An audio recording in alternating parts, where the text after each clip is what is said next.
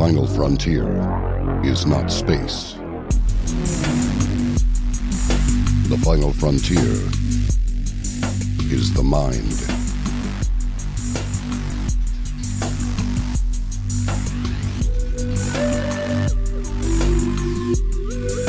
Good evening.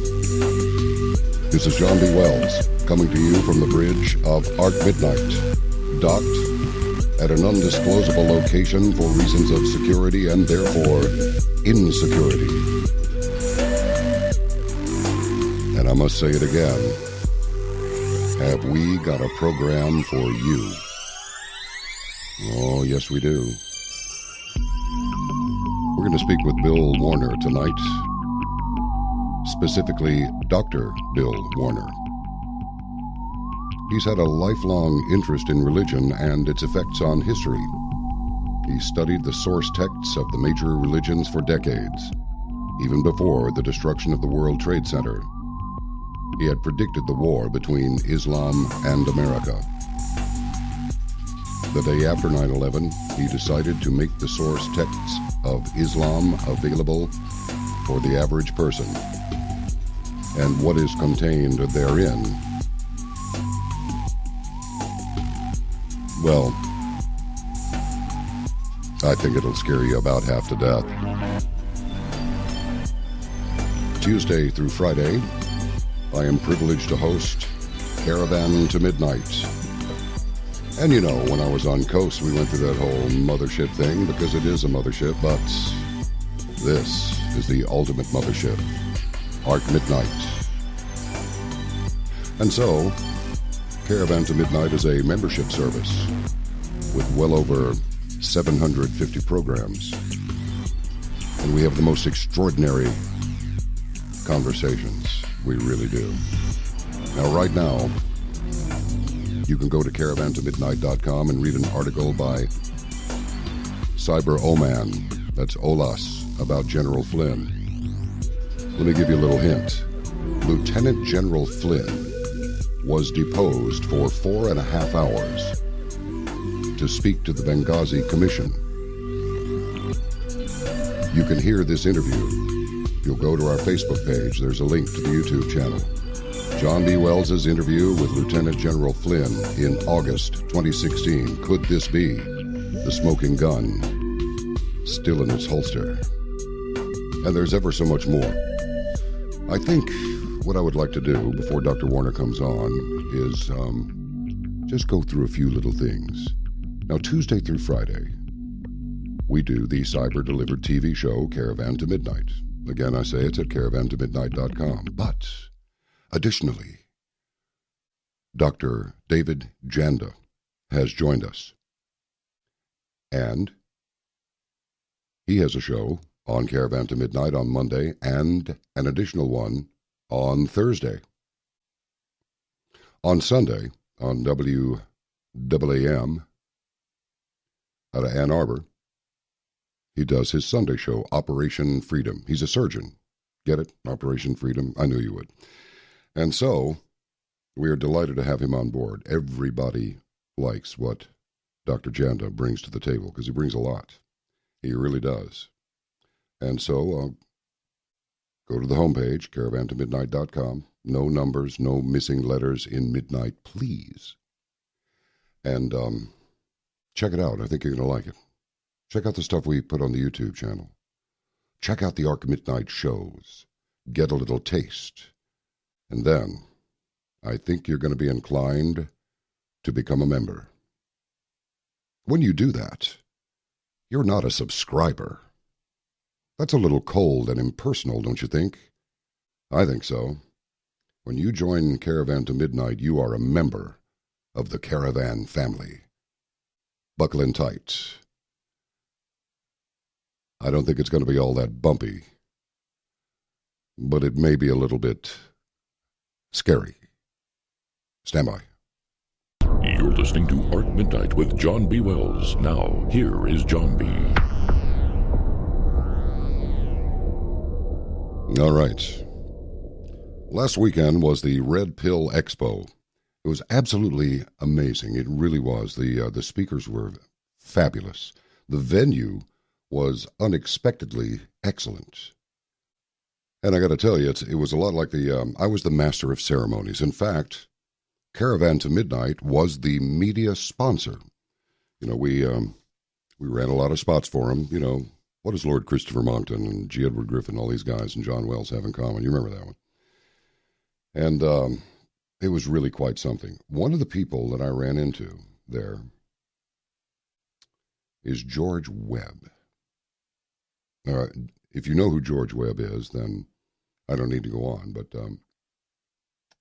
for those who are not familiar with that name, George Webb is sort of an accidental investigative journalist. That's how he describes himself. And he's been on Caravan a couple of times. And he's all over the Awan brothers, the Pakistanis who effectively fled the country. All these burglaries in the House of Representatives, and these one of them, according to reports, was manufacturing routers, internet routers, with little, and I suspect, but for government application. And I suspect, with all this spying and hacking and everything else going on, this is just a guess and nothing more, but I'm thinking there was probably something that would enable that inside those routers. Well, of course. Now, I don't want to in any way offend this sophisticated, broad-minded, and most intellectual audience. But I will say that there are some real idiots out there. And you know this. It's probably not the person next to you, it's the person next to them. Well, this is a shill. And another one's like, wow, you're really short. No, I'm 6'2". 6'2", 200 pounds. It's just that George Webb is like a Nephilim-size giant. I looked at this picture standing next to the first thing out of my mouth, actually I quoted Mickey from the movie Snatch when he met Gorgeous George. You remember that? Get a look at the size of him. And there was a little thing that came before that. That's about like it was. And I said, George, we need to talk. He said, I know it. And so we did. Now, you'll notice that two different cameras were used for this. The sound is not everything I'd hoped for because it was so loud in there. But I just asked him some pretty straightforward questions, and I invite you to go to our Facebook page. Actually, there are two of them. Go to Caravan to Midnight, and there's also a John B. Wells page, and there's some bogus pages up there too, but the correct one is the one with the most subscribers, okay? That's easy. But it was really quite eye-opening. You might have heard something about the alert over a potential, dangerously laden shipping container that went into the port of Charleston. And George goes into that, and he talks about Mossad, talks about CIA a little bit, talks about NSA a little bit. And inevitably, somebody goes, well, this is a shill. He's also a midget. It's like, we just have to make allowances for people. Some people are convinced that the Earth is not, in fact, a globe. And the thing that's really weird is if you go, it is. These people get really, really angry. It's the same kind of anger, if you don't mind my saying so, that we're witnessing from the Ministry of Smoke and Mirrors, MSM, previously known as the mainstream media. It's perfectly okay for them to call all the names that they want, impugn the integrity, impugn the character, the proclivities, put out things like rape this one and this one should be done away with, and actors like Bobby De Niro saying, I like to smack him in the face. Since when did people get licensed to behave this way? That's a really good question. The answer, in my opinion, is that we have been extraordinarily permissive. And we have not. When I was a kid, if you got out of line, the vice principal, if the principal did it, this was going to be horrible. But if the vice principal did it, it was just going to be a nightmare. Okay? And you'd get, they had a board. I imagine a lot of you remember this. About an inch and a half thick. If it was a PE coach, it'd be more like 2 inches thick. of some pretty serious wood. And you would simply bend over and grab your ankles, and you'd get 3 minimum. If it was just like a knock it off you knucklehead, you'd get 2. But if it was an infraction, a bona fide infraction, you'd get 3. And if it was a serious infraction, you'd get 5. And nobody but people who were bound for prison, and they were easily identified, wanted to go in there for that. So you behaved yourself at all times. You were courteous. But we have raised a generation or two of young people who think that they can tell their parents, the teacher, the preacher, the cop, to go jump in the lake. I really cleaned it up, as you know. What's the reason for this? Well, he did it, why couldn't I do it? Well, she did it, why can't I do it? Well, they did it, why can't I do it? And we've been so busy being distracted with all of our toys. Remember all that stuff? Remember the stupid bumper sticker? He who dies with the most toys wins. Remember that one? Well, a lot of people thought that was, say, I think I'm going to adopt that as my code to live by. And so we come up with all these people. Now, what happens is that all these people who are just rude, they're just awful. Do you remember Saturday Night Live when that guy decided to drop the F-bomb? This is back in the 70s. It was like, uh-oh, he's gone. And he was. I remember that there was a CBS radio announcer back when I was a kid who was talking about a firefight. I'm going to be real careful about this because I don't want to do what he did. Yeah, that's it. I wrote it down so I don't mess it up. He identified the village. The village was Duck Foe. Well, guess what he did? Yep, he transposed the consonant at the beginning of each of those words to make up the name, and he was fired. He was just plain fired. When we first said back here in Dallas at the Rock and Roll Zoo, back in the Dallas zoo days, we thought we were really, really pushing the envelope to say Alpha Sierra Sierra. I remember Beverly Beasley was the first one to do it. It was so funny. Beverly Beasley had a voice, still does, that's like the first sip of a really cold beer in the middle of summer. She just had this resonant southern voice that was so cool. And when she said, the zoo kicks Alpha Sierra Sierra, it was just like, wow, say it again. That was so nice. And so it was. And we got away with it. But now, the F-bombs are being dropped all over the place. How is it that we are really, everybody is human. Everybody has to do certain human things. Beginning with that first trip to the restroom, the bathroom in the morning, okay? There are plenty of things that equalize everybody. But really, isn't the difference between just a thug and a gentleman never hurts anyone's feelings accidentally. That's all. If you can hurt somebody's feelings, it's deliberate. You do not, by your conduct, just do it accidentally. That is not gentlemanly. But they do all the same things. They get angry, they get mad. Sometimes they'll use off-color language and all of those things. But you pick your time and place carefully. You are discriminating. Once upon a time, being discriminating was a good thing. Now it means you view other ethnic groups with ire and disdain. We're losing our identity. That's what's happening. And now, the progressive, I can't call them progressive. The liberal, no, they're not liberal. They're very stingy. They're not liberal at all, and they're certainly not progressive. All right, the leftists.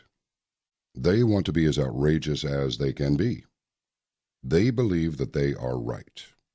And so, to underscore their righteousness, they commit the most vile acts of speech. And if that's not enough, then they decide to destroy some cars or break some windows or both, all the while screaming profanity, just exactly like the people who deny that the earth is a globe do. So whenever you see these vitriolic statements, because They're cowards. They hide, masked, in anonymity, behind their little keyboards, typing away with their middle fingers because they're just so angry. My advice to those people is, work on yourself and develop your own personality, your own capabilities.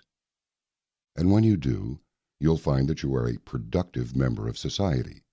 As it is, all you are is a malcontent who can't do anything except come up with ever more complicated and vile insults, which result in nothing. The left has done precisely what these other people are doing to themselves. The left has destroyed media as we know it. The media was supposed to objectively report so that an informed citizenry could make decisions that were in the best interests of the country, but no more. Now, we have a network, and we have viewers, so we're going to push our political agenda. Why are you pushing this political agenda? Well, because we're being paid to do it. Look at all this stuff. We have James O'Keefe on Caravan to Midnight. We've had him on a couple of times. He is Sir James O'Keefe. He is one of our Ark Knights at Caravan to Midnight. And as you know, he struck again.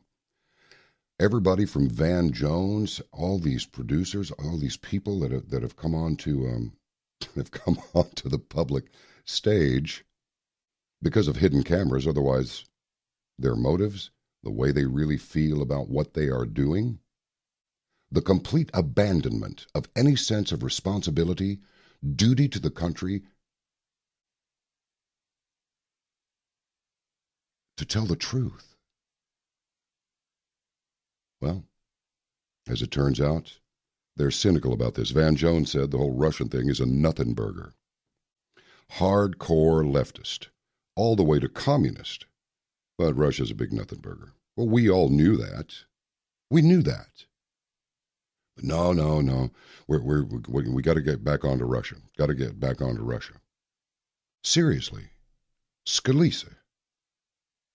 The House Majority Whip was shot by a leftist.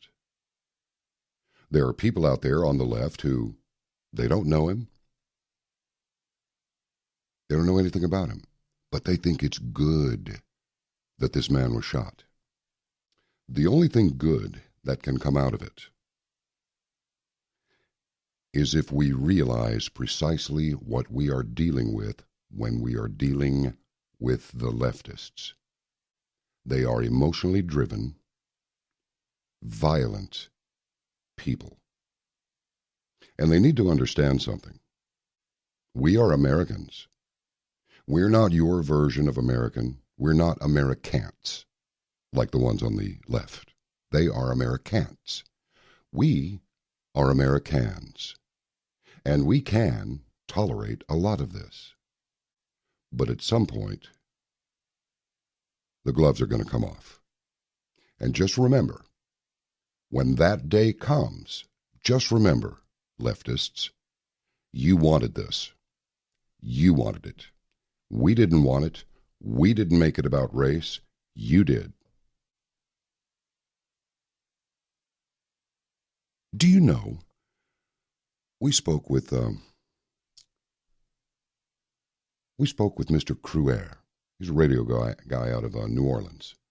And he said, as bad as Chicago is, crime-wise, per capita, New Orleans is worse. This has got to stop.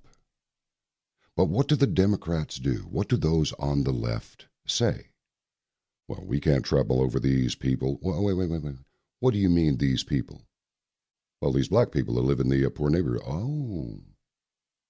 Oh, these people, is it? So actually, it's you who are the racist. It's not just people. It's these people, right? And that's what I mean about them making it about race. You can't trample over their civil rights and go in there with police and, if necessary, National Guard and keep them from killing each other. Why? What are you thinking about? I mean, what happened to civil rights? Well, what happened to civil society? When you got people being shot round the clock virtually every day of the year. and especially on holidays and weekends. It's insane. So, what do? Ride the runaway mine car all the way down to the stop at the end of the shaft, just smash into it, and that's it? Oh, no. Suicide is not the plan. Esiscandra nostalgia. Oh, there she is now. Well, she's saying that in Plastic Heart, but this is called Fool. We're going to restore our republic. There are forces at work that do not want this. They want it to be a democracy. But all of the Greek philosophers knew, and the founding fathers knew, a democracy is doomed to failure from the beginning because a democracy is majority rule. This is why we have a constitutional republic, and it must be preserved, because if America fails, the rest of the world will follow. While we take this break, take a cruise by the computer and visit caravantomidnight.com and take a look. We're waiting for you to join our family. I am John B. Wells from the bridge of Ark Midnight. We'll be back. All right. You know, I'm looking at a thing right now called Jihad Watch. And here are a couple of headlines. United Church of Christ Congregation, Islam more progressive than Christianity. Here's another headline. American Taliban John Walker Lind expresses cautious support for the Islamic State. How about this one? North Carolina jihad murderer began acting combatively after he converted to Islam in September 2014. How about this one? Imam Yasir Qadi claims Robert Spencer fabricated myth of Muslims having desires to subjugate non-Muslims. And here's another one. German court. Sharia police may patrol streets. How about this one? Iraq declares end to Islamic State Caliphate. Islamic State territory reduced by 60%. And EU rattled by Mr. Trump's visit to anti-immigrant Poland. Refugee organizations raising money on Trump travel ban. Islamic State jihadists force starving Yazidi sex slave. Wow, I can't say it. I can't say this over the air. I can't. You know that thing they say rugby players do? They eat their young? Well, that's what they forced this woman to do, and she didn't even know it. And then Annie Cyrus video, non-devout Muslims and the threat they pose. Oh, dear. Well, remember how George W. Bush just looped through his own mouth over and over again to convince everybody that we are not at war with Islam? You remember all that? We're not at war with Islam. It is my considered opinion that Islam is at war with us. Now, Dr. Bill Warner, we've just opened the pod bay doors, and on the bridge he comes right now. We're going to take a quick break and then come back with Dr. Bill Warner. You're going to like what he has to say, and I'll tell you a little bit more about him in just a minute. This is Ark Midnight. The question is, do you really want to know? If you do, join the Caravan to Midnight at caravantomidnight.com. Now, more Ark Midnight with John B. Wells. All right, thank you very much, my invisible friend. You know, with Dr. Dave Janda doing 2 shows in addition to my 4 shows, Monday through Friday. It is Monday through Friday. Dr. Dave goes on Monday, I go Tuesday, I go Wednesday, I go Thursday, and Dr. Janda goes Thursday also, and then I go Friday, and then on Saturday we do Ark Midnight. So there's a full whack, as the phrase goes. And to get Dr. Janda's program on Caravan to Midnight, it's $2.50 per month, which is $30 for the year. And some people are like, I can't believe you charge for this. It's like, well, you may remember someone coming on a show that deals in things that aren't normal, things like people that live on air. I mean, this is worse than some yogi milk baba who, You know, the one with takes his hat off and his hair falls down to the floor and there are flies buzzing around like you're looking at a Mad Magazine illustration. Remember the one that lives on air? I think he got caught sneaking in someplace and getting a submarine sandwich at some point. It's like these people don't live on air. It costs money to make a production, so just don't be so tight, okay? Everything is not free. In fact, nothing is free. And so, you get over 760 programs at Caravan to Midnight, new programs produced every week, plus Dr. Dave Janda. It's just, it's amazing. So, what are you waiting for? Come on. Can't even get a decent cup of coffee for $2.50 a month. And even if you could, are you only going to drink one per month? No. I would like to welcome to the Ark Midnight family, Kiva, Kiva, Albuquerque, also K240BL, that's Bravo Lima FM Albuquerque, and our friends in Chicago. Welcome, WCKG AM, and Whiskey 272 Delta Quebec FM Chicago. All right. Good to have you. Good to have you with us, and good to be with you. Now, I want to talk about Dr. Bill Warner for a minute. Now get this. Bill Warner holds a Ph.D. in physics and math. North Carolina State University, 1968. He's been a university professor, he's been a businessman, and he's an applied physicist. He was a member of the technical staff in solid-state physics at the Sarnoff Princeton Laboratories in the area of integrated circuit structures. During the energy crisis of the 1980s, he founded and ran a company that specialized in energy-efficient homes. For 8 years, he was a professor at Tennessee State University in the engineering school. And as I said earlier, he's had a lifelong interest in religion and its effects on history. He studied the source texts of the major religions for decades. And he predicted the war between Islam and America. Dr. Warner's training in scientific theory and mathematics shaped how he analyzed Islamic doctrine. The first step was realizing that the Islamic texts had been deliberately made difficult to read and comprehend.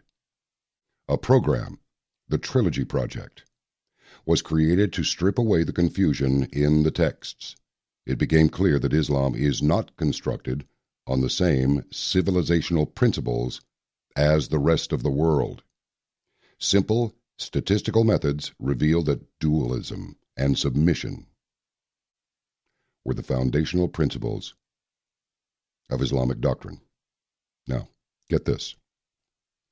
Statistical methods applied to the Islamic texts showed that Islam is far more of a political system than a religion. Number 2, there is no unmitigated good in Islam for the kafir, that's non-Muslim or unbeliever. Islam's ethical system is dualistic and is not based on the golden rule. Number 4, Islamic doctrine cannot be reconciled with our concepts of human rights nor our Constitution. Number 5, the great majority, 96% of all Islamic doctrine about women subjugates them. And number 6, the Sunnah, what Mohammed did and said, is more important than the Koran in a Muslim's daily life. And so, why don't we talk to him? Dr. Bill Warner. Hey, Dr. Bill, good to have you on the program. Good to be on with you, John. After you've read all that, can I just go home now? No. That's just the primer. I'm afraid we may scare some listeners off because all the things that I do with statistics is to simply make things easier to understand, not more complicated to understand.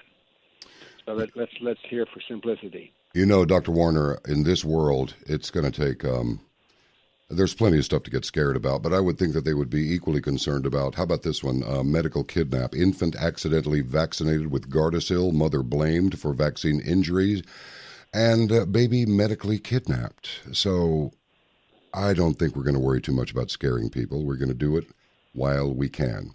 And if, as what has happened to me before happens again, then we'll just find another way to get the information out to people. For example, like having a man like yourself with your credentials come on to Caravan to Midnight and let everybody have it, because everybody really enjoyed it. And it's not because we want to pick out some group and, okay, let's pick on them for a while. It's like, this is serious stuff. And I'm thinking that only somebody with around, I don't know, bless them, a 20 IQ would not realize what's really happening to Western civilization as a result of just opening the gates wide and saying, come on in. Here, have a soda pop and a smile. Everything will be fine. Well, I don't think everything's going to be fine, and it certainly hasn't gone fine for a lot of people out there, some of whom can't say anything about it because they're dead now. So we'll start wherever you, at the hands of jihadis.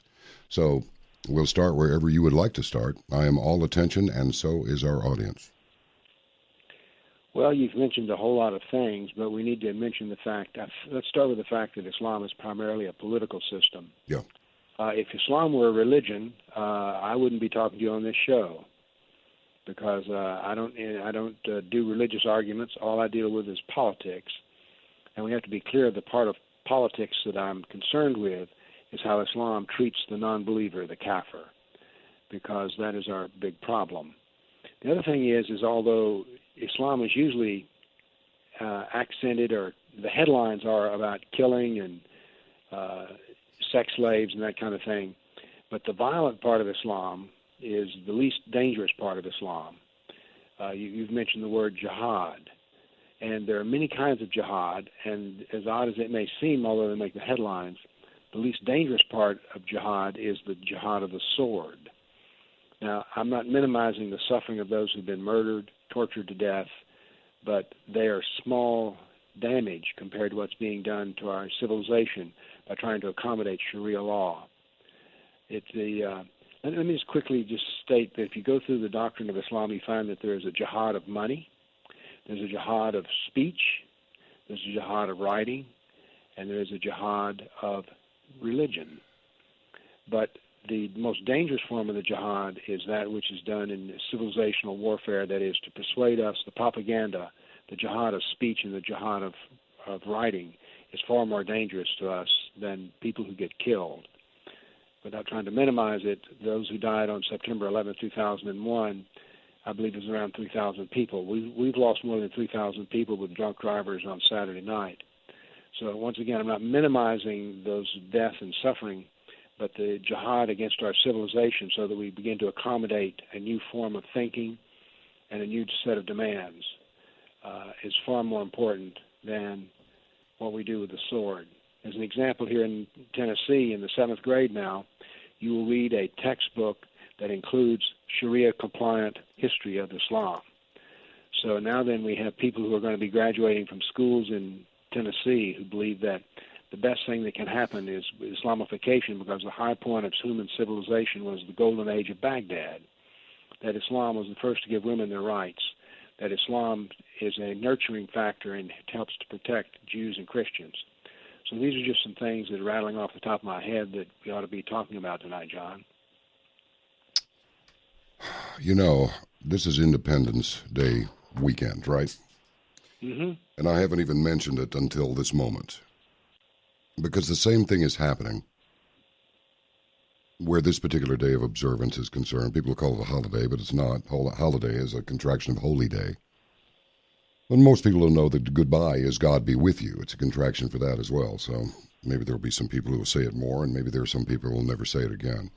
But here's the thing. When you realize that Congress shall make no law respecting an establishment of religion, the Bill of Rights, Amendment number 1, or prohibiting the free exercise thereof, or abridging the freedom of speech or of the press, or the right of the people peaceably to assemble and to petition the government for redress of grievances. But let's stick with religion.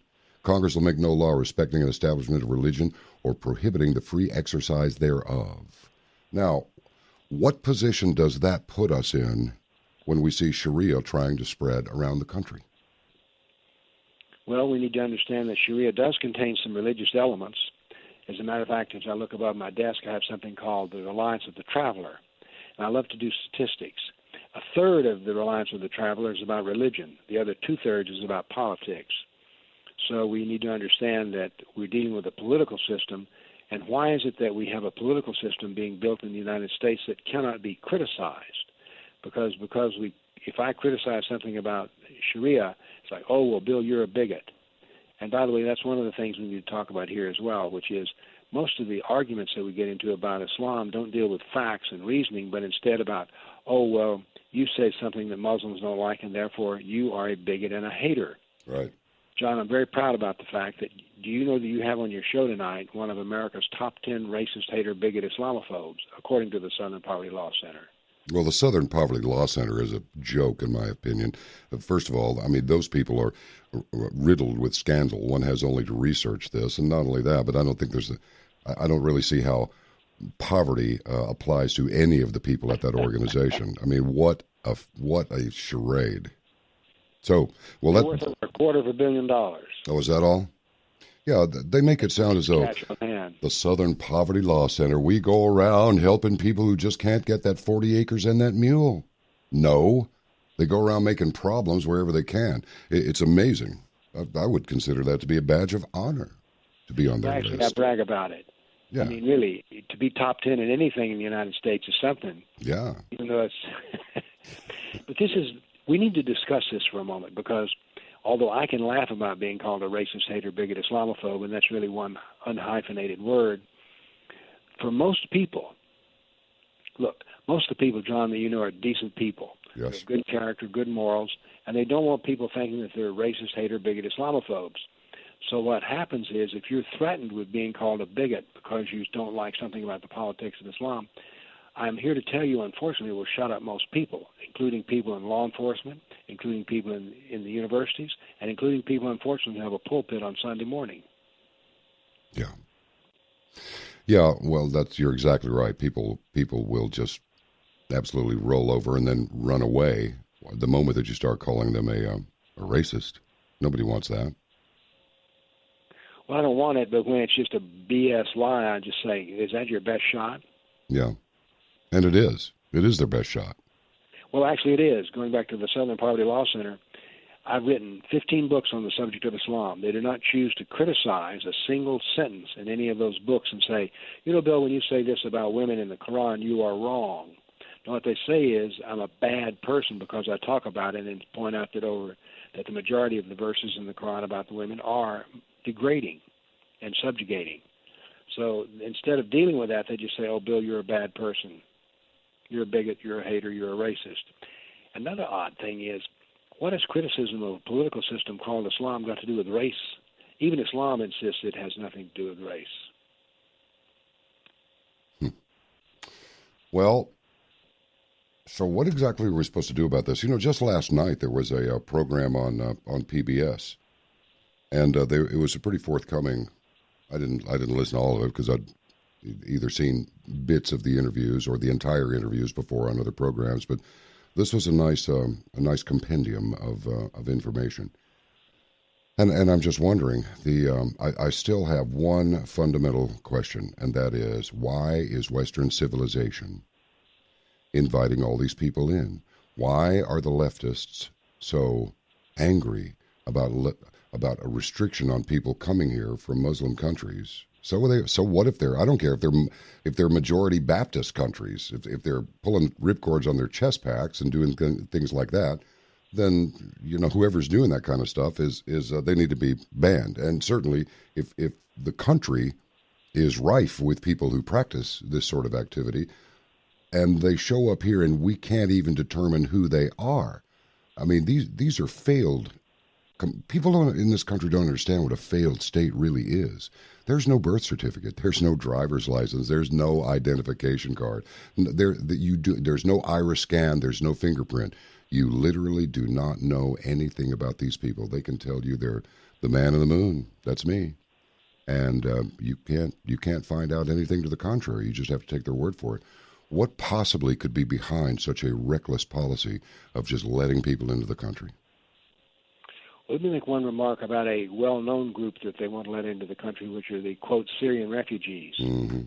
I have people who work with me in Europe, and one of those people is a former Muslim who's now a Christian who lives in the Czech Republic but spends 6 months out of the year in Iraq, which is his original country.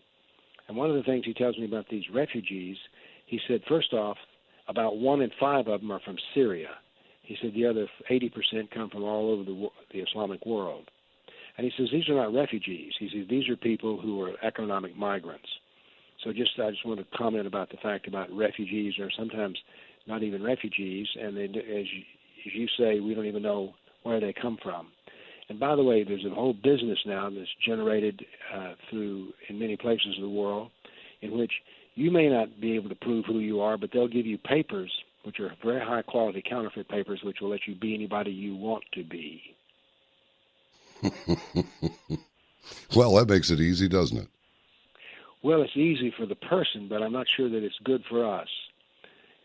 You know, we have a lot of talk in this world today about diversity, but I'd like to talk about another concept called unity. It is important what we agree on. That is more important than what we disagree on.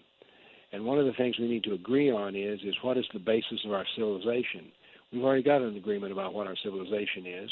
In its best, the intellectual foundation is critical thought, and the moral foundation is the golden rule.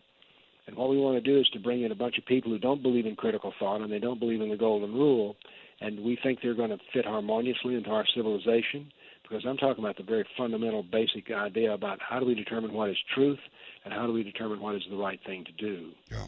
These people do not share common values about morals or thought. And that is, John, I'm talking about the most basic fundamental aspects of being a human being and living in a community. Our community values do not believe that you should be able to beat your wife. Now, this is Saturday night, and undoubtedly there's somewhere in the United States where a man is beating his wife right now, but he is breaking the law. But if a Muslim beats his wife, he is fulfilling the law. These are major differences. There's no compromise between beating your wife and not beating your wife. It's like, which side of the road do you drive on? You can say, well, in my country, I drive on the left-hand side of the road, so I'm going to drive on the left-hand side of the road in your country. That don't work, John. It certainly does not. And how about this? 150,000 women have been subjected to their genitals being mutilated. Just in Sweden.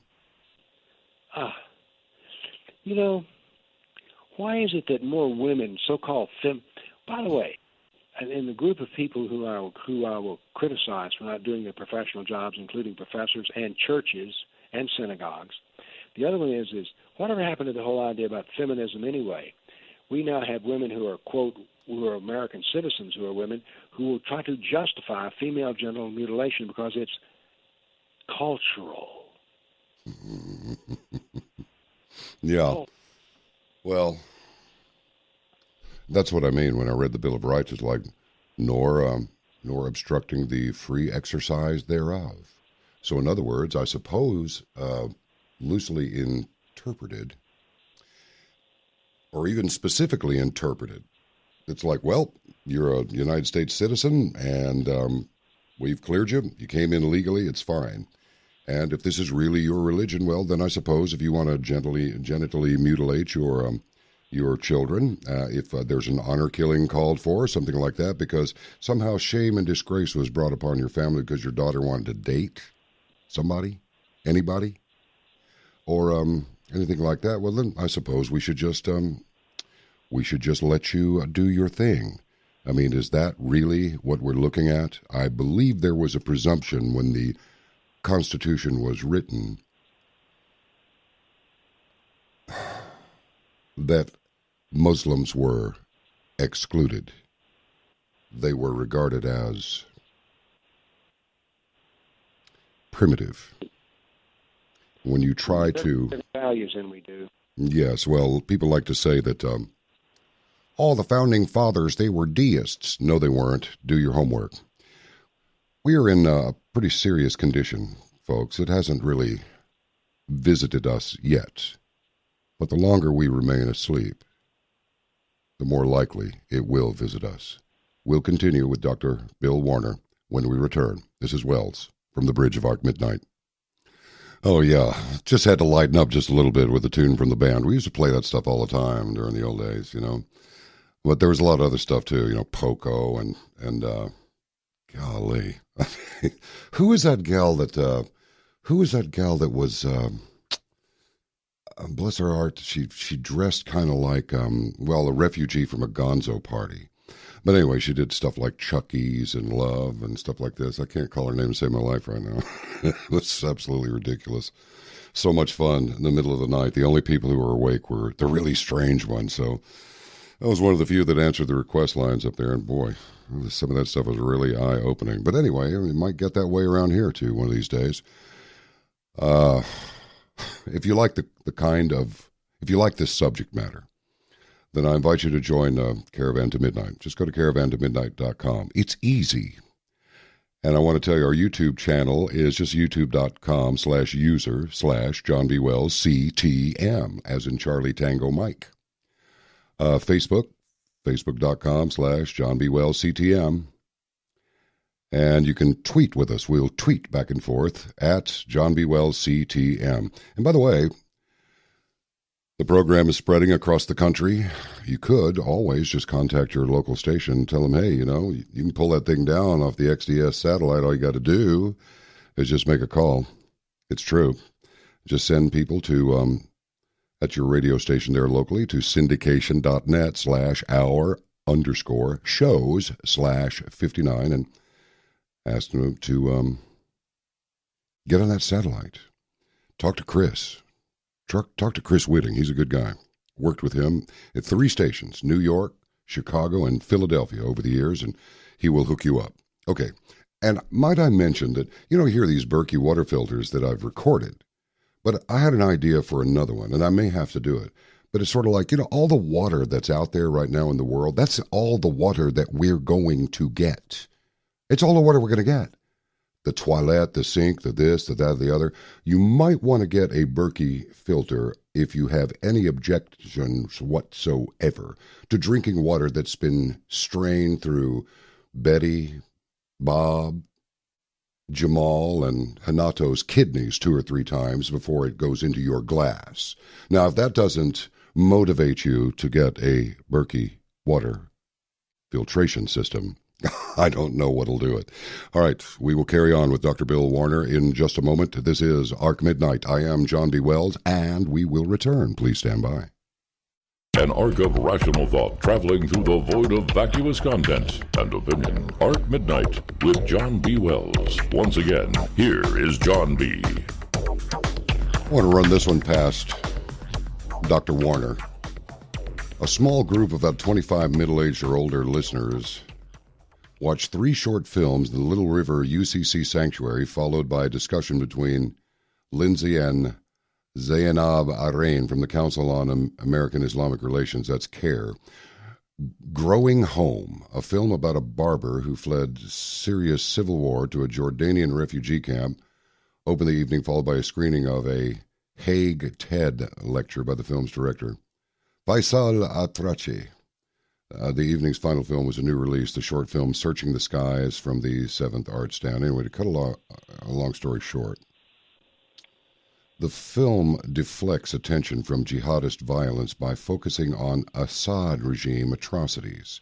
The film depicts the refugee family's son at the dinner table coloring a picture of a warplane bombing a house and closes with the refugee children screaming at the sound of an overflying jetliner.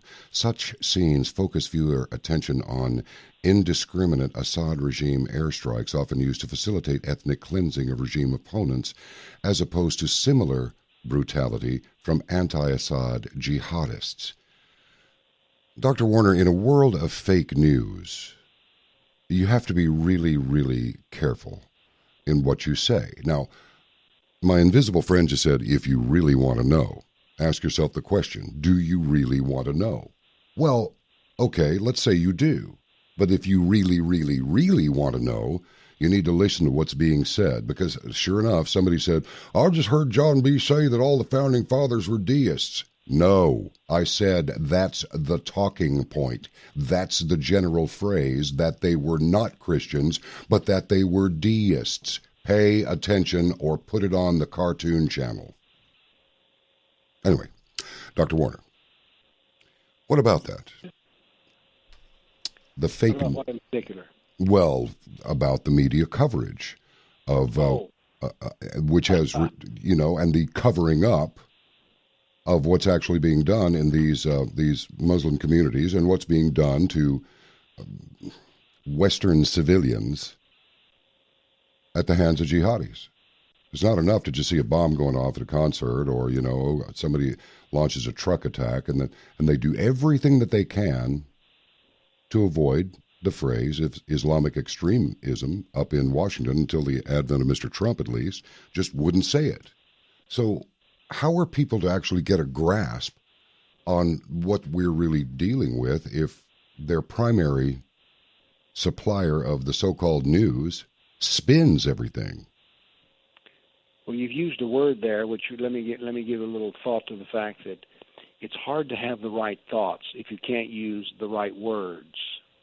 Okay? Yeah. In the novel 1984, one of the things the government, the infinitely powerful state, does is to control what words you can use. Now, that may sound familiar to you, but you've used a word that the media loves to use, which is extremism. Now, let me ask you something. If you're doing 70 miles an hour on the interstate in Tennessee, are you an extremist? No, because that's the speed limit. Yeah. If you're doing 70 miles an hour in a school zone, that is extreme because you're over the limit. But now let's look. What are the limits on violence in Islam? If the violence is against a non-believer, a kafir, and is to advance Islam, it is not extremism. Why do I say that? Who's the perfect Muslim? Muhammad is the perfect Muslim. And he was involved in 95 acts of jihad in the last 9 years of his life, including mass executions, torture deaths, beating of slaves. So if you're killing kafirs in jihad, how is that an extreme act? Because it is a moderate act, because it is Muhammad who establishes what is normal and what is average and what is routine. Do you understand the point I'm making here? I do. Because let's talk about the perfect Muslim. The perfect Muslim is Muhammad. There are 91 verses in the Quran which state that Muhammad is the ideal Muslim. He is the sort of the divine human prototype. That is, he is the perfect person according to what the Quran calls for. Well, Muhammad we have two. Let me explain something to you about dualism here, and Muhammad illustrates it. There are two Muhammads. There was an early peaceful Muhammad who preached the religion of Islam for 13 years in Mecca and converted 150 Arabs to Islam. That's about 10 a year. They made him leave Mecca, where he went to Medina, and he became a politician and a jihadist. That's that 95 acts of jihad in the last 9 years of his life. Now, what's important about the 95 acts of jihad was when Muhammad died, every Arab in Arabia was a Muslim. So what's the moral of the story here? Well, there's several little morals. Number one, jihad is normal. It's average. It is not extreme. It is simply Medinan Islam. Then we have the fact that there are two kinds of Islam, and this is very confusing to people. One kind of Islam is just religious and does not include jihad. There are two Qurans. The early Quran, written in Mecca, does not contain any jihad. The latter Quran, written in Medina, 24% of it is devoted to jihad. So is Islam the religion of peace? Yes, it is, but it is also the politics of jihad. But, Bill, those two things contradict each other, so one of them must be right and the other is wrong. No, that is dualism. Islam is the religion of peace, and it is the politics of jihad and destruction. Man. And they are inseparable. They are inseparable. You can't get a penny without a head on it. You can't say, we'll just take the head off the penny. You can't do that. Maybe a better analogy is like a magnet. If you cut off the north end of a magnet, you still have you now have two magnets, but they both have a north end and a south end. You cannot take away the part of Islam that deals with jihad. So there can be no reform of Islam, but we need to understand that Islam, if the peaceful part won't work, then the jihad part will. So that is the nature of Islam. But what we need to be doing is we need to be using the right words. Extremism is a word that is not found in the Quran or the Sunnah of Muhammad. Muhammad never used the word extreme, nor does the Quran use it. So when we use the word extreme, it's an artificial word that we've generated, not based on the doctrine of Islam. I maintain that all the words we use should be found in the Islamic text. We should be using the same words that Muslims use to describe what they do. not these imaginary words like just violent or extremism. So jihad is not an extreme act. It is a normal routine act as long as it advances Islam. Well, so the media, by the way, never uses the correct words. Well, no, and now they had me doing it, and they won't even use extremism. I think what's probably meant by that, I mean, I'm presuming to speak for other people who use this expression as I just did, but frankly, I was referencing them. I mean, I don't dare say what I really think about it over the public airwaves. In fact, I don't even completely do it on, well, not with all the fervor that I could come up with, even on Caravan to Midnight. But I will say that Islam is completely incompatible with Western civilization. What is it about incompatible that people don't understand? It's not going to work here. So basically what you're saying, Dr. Warner, if I get this correctly, is you'll either peacefully convert to Islam or your head's coming off. I mean, is that pretty much it? Well, you've got two choices. You can do it the easy way or you can do it the hard way, but you're going to do it. No, go ahead. I'm sorry. No, that's quite all right. But we just need to be using the proper words, and we need to be using the right ideas. But you're quite right. You've just said it in another way, but Islam is not compatible with the Constitution. Said yet another way, the Sharia is not compatible with the Constitution because the Sharia is just a practical application of Islamic doctrine. You have to understand something. Islam is a time machine. Did you know that? It's a time machine which will take anybody back to the year 632. That's its entire purpose. Oh, boy.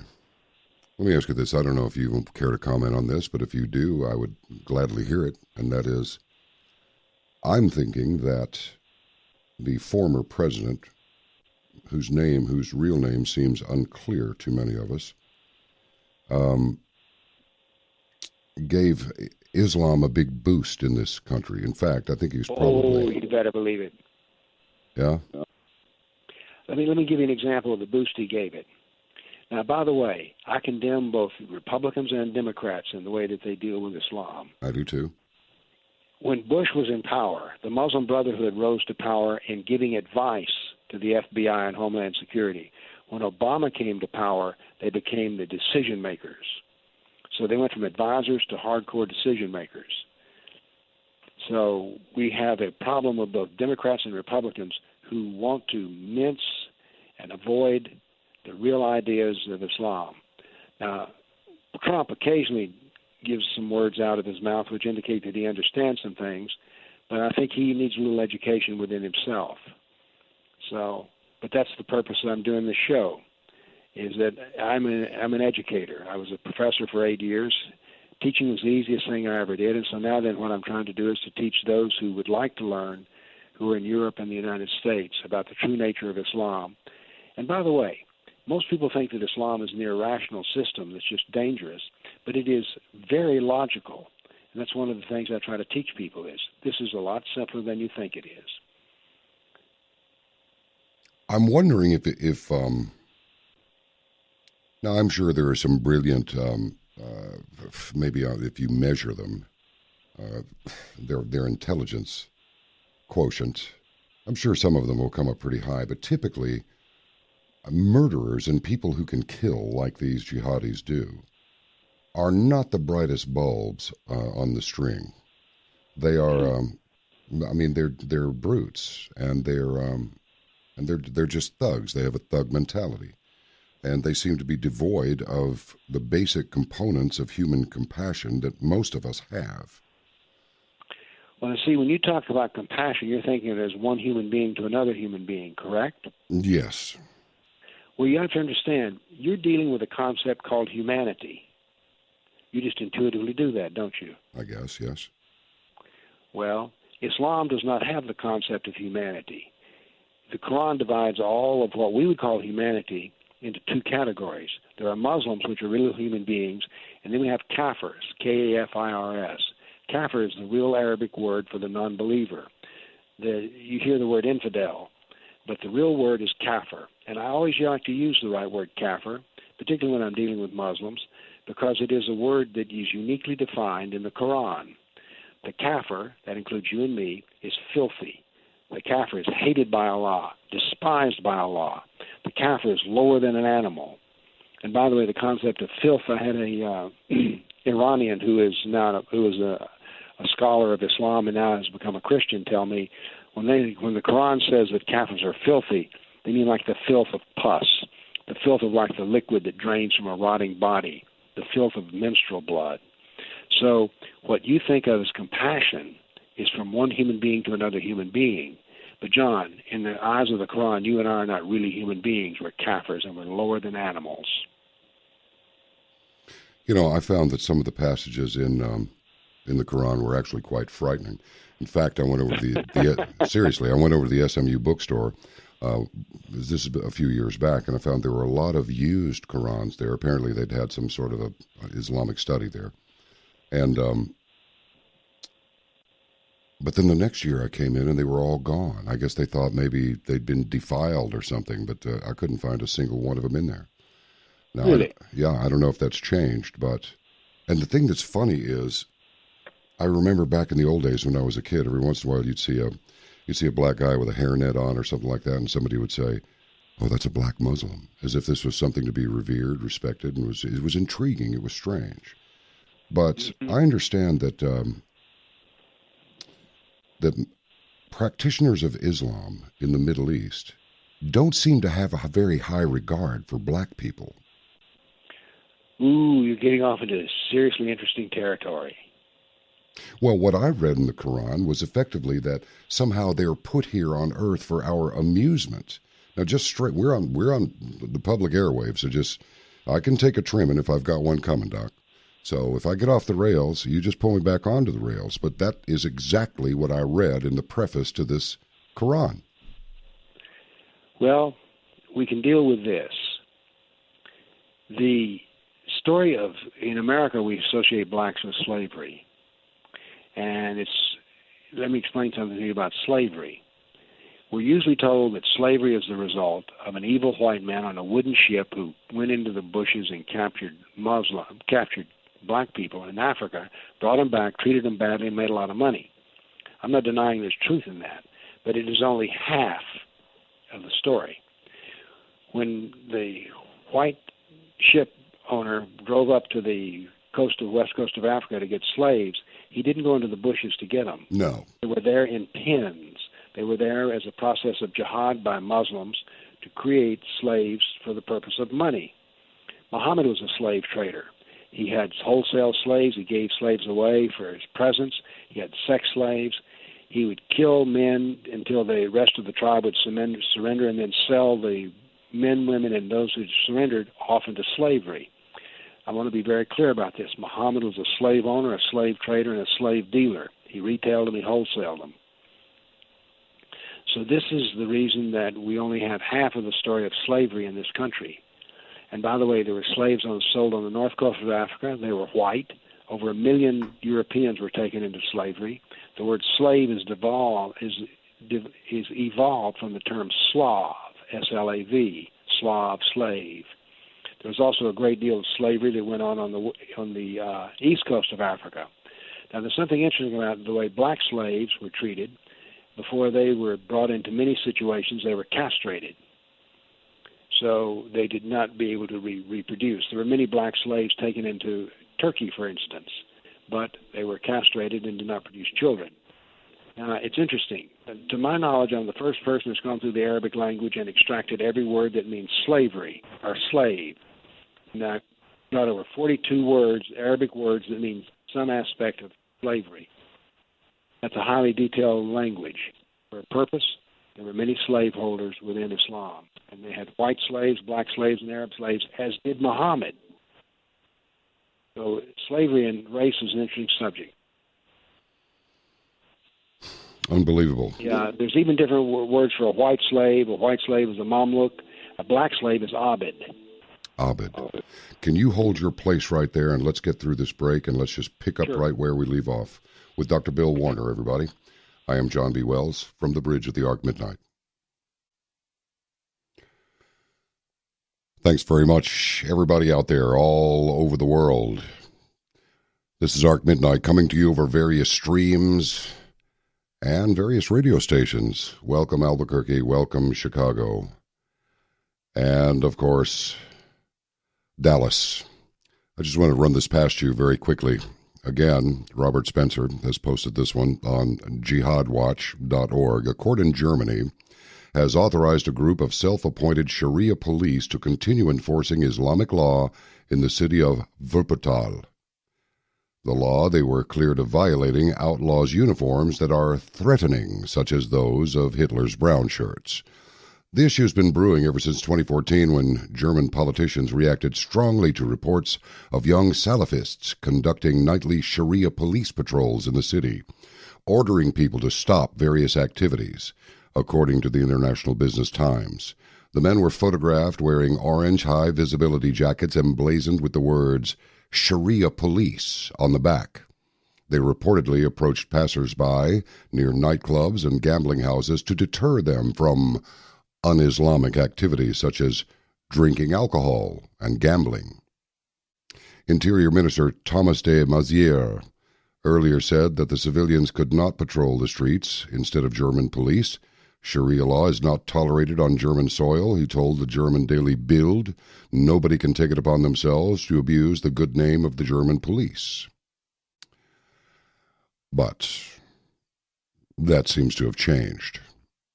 What will it be like when the United States of America breaks into all these little subcultures, each with its own set of rules, each with its own ideas of morality, until the entire country becomes one of little Vietnams all over? Well, I think we're walking across the Bridge of Sighs right now. I don't know about you, but I feel like jumping off. We'll be right back with Dr. Bill Warner in just a moment. This is Ark Midnight. It's not a programming glitch, nor some science you don't understand. It's Ark Midnight with John B. Wells. Thank you very much. You know, it's your favorite rock station. Every once in a while, whichever your favorite rock station happens to be, it'll be a commercial-free hour. Oh, boy. That's cool. Well, I just wanted to point out that this is terrestrial radio, and we do commercials here because that's how we keep the lights on, keep the transmitter buzzing. You know, that's just how it is. It's not like some government grant. If you want that, go to NPR. And you'll get what you pay for. And in fact, you did pay for it. But two things. Caravan to Midnight at caravantomidnight.com is entirely member-supported. Entirely member-supported. Now, people will say, we're free from corporate influence. No, you're not. No, you're not. Well, we're completely detached from mainstream media. No, you are mainstream media. We are not. We have nothing to do with the Ministry of Smoke and Mirrors, formerly known as the MSM, and we are entirely commercial-free. The only time that any commercials appear on the program is they do just that. They appear, and you can look at them if you're watching the screen while we have a beautiful musical interlude. So, if you like commercial-free content with, laced with what I think is some really good music, then you'll enjoy it. Caravantomidnight.com. It's one of a kind. It really is. And every day we find out something that goes even more to that effect, that it really is quite unique. And we welcome you in advance of becoming a member of our Caravan to Midnight family. Now that break is over, let's talk with Dr. Bill Warner some more. And we were talking about Slavs and slavery. Slaves. Yes. By the way, I wrote a little note here I wanted to remind myself to say when we came back on, and that is, I think that all these things we're talking about Islam are very fascinating. How many people know the real story of slavery? How many people know that Muhammad had white slaves, black slaves, and Arab slaves? I just think that all this information is very interesting, and it also explains things we may not have thought of too much. You know, I Anyway. agree with you, Dr. Warner. You know, the thing is that, and I don't want to go too far afield here, but most people, if you ask them how many buildings came down on 9/11, they'll tell you, well, the two big trade towers and the Pentagon got hit. But they know nothing about Building 7. It's out there for everybody to see, but they just don't do it. And I'm just wondering, what has happened to people's desire to really know the truth? Can we be just that deeply into denial that we just don't want to hear it? Because I think that's really dangerous. Well, ignorance is quite dangerous and can be quite painful and leads to enormous suffering. Yeah. But well said. But anyway, it's unfortunately a natural state of mind for too many people. We have become, I think, a little lazy in wanting to examine what the truth of the matter is. And in the truth of the matter of Islam, let me say this clearly, is only found in the voice of Muhammad and the voice of Allah.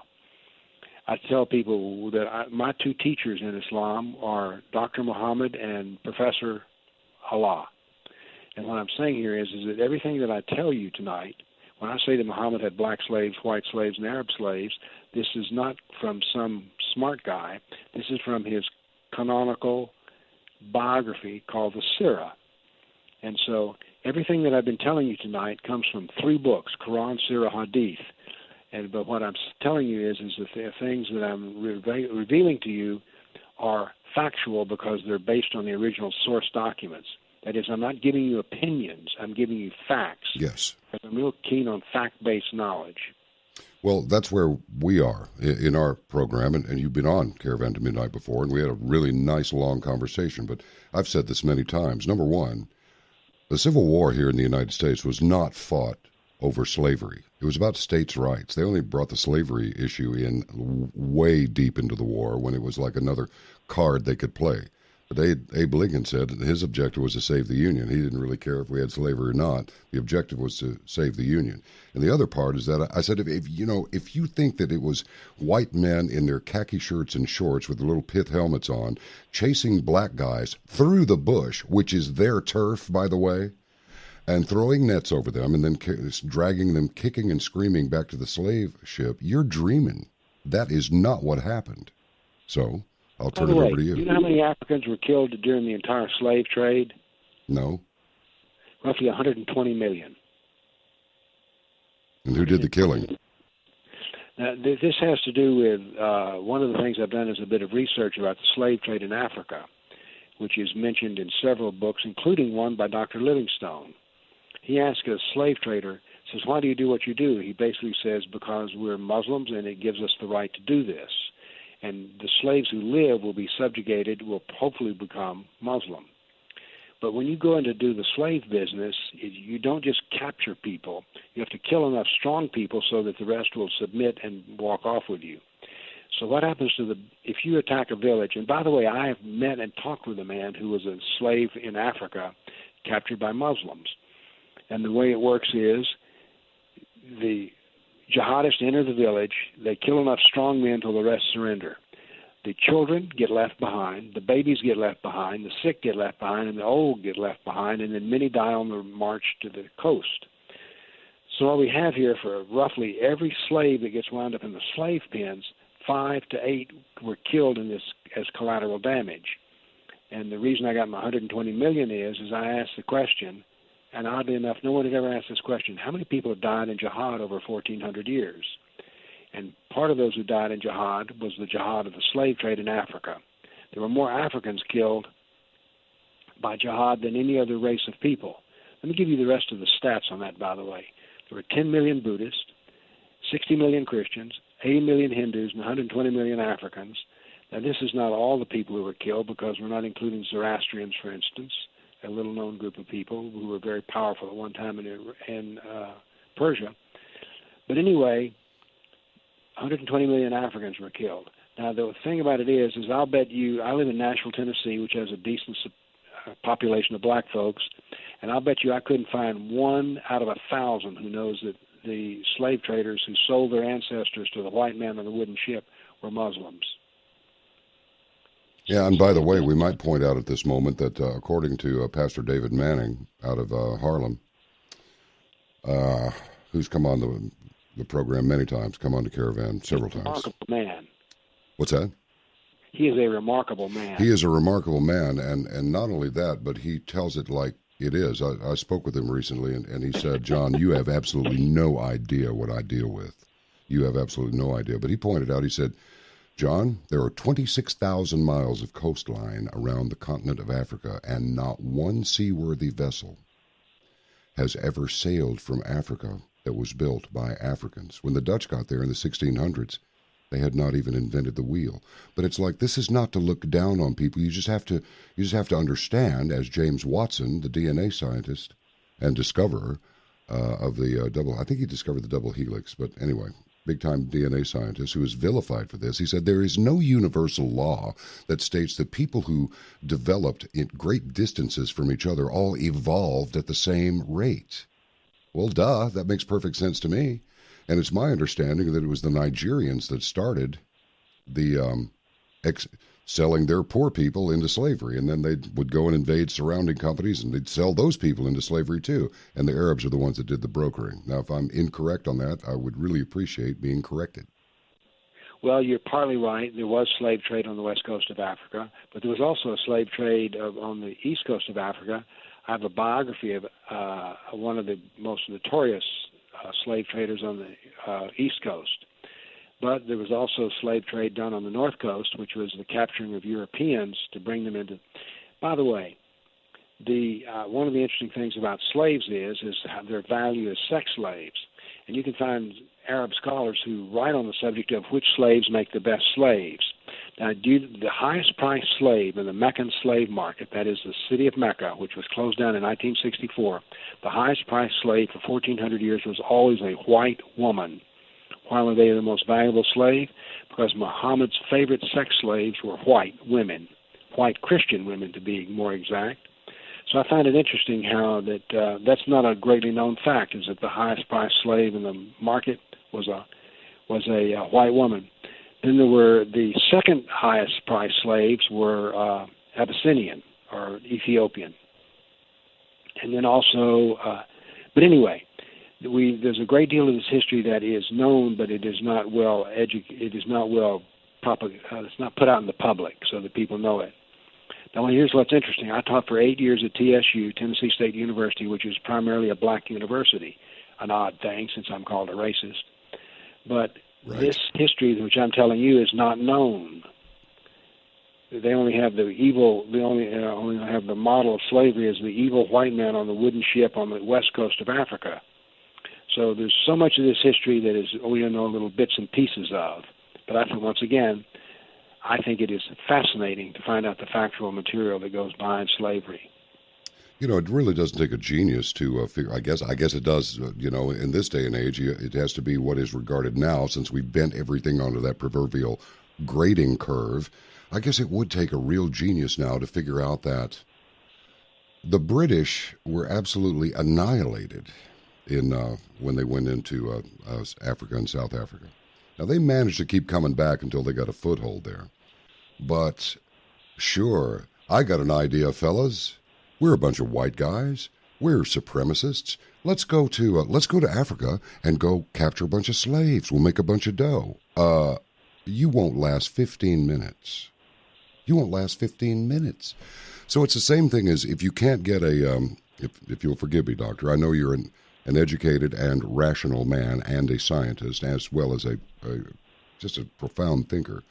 But look, folks, if you can't get a joint through the airport, but you can get a metric ton of heroin through the airport, how does that happen? I know, inside help. So if you want slaves and you go to Africa, I don't think really all of us, I mean, there's a bunch of us, there's about 100 of us, and we're all white guys, and gee, everybody over there is black. How are we going to get any slaves when they outnumber us 1,000,000 to 1? I know, inside help.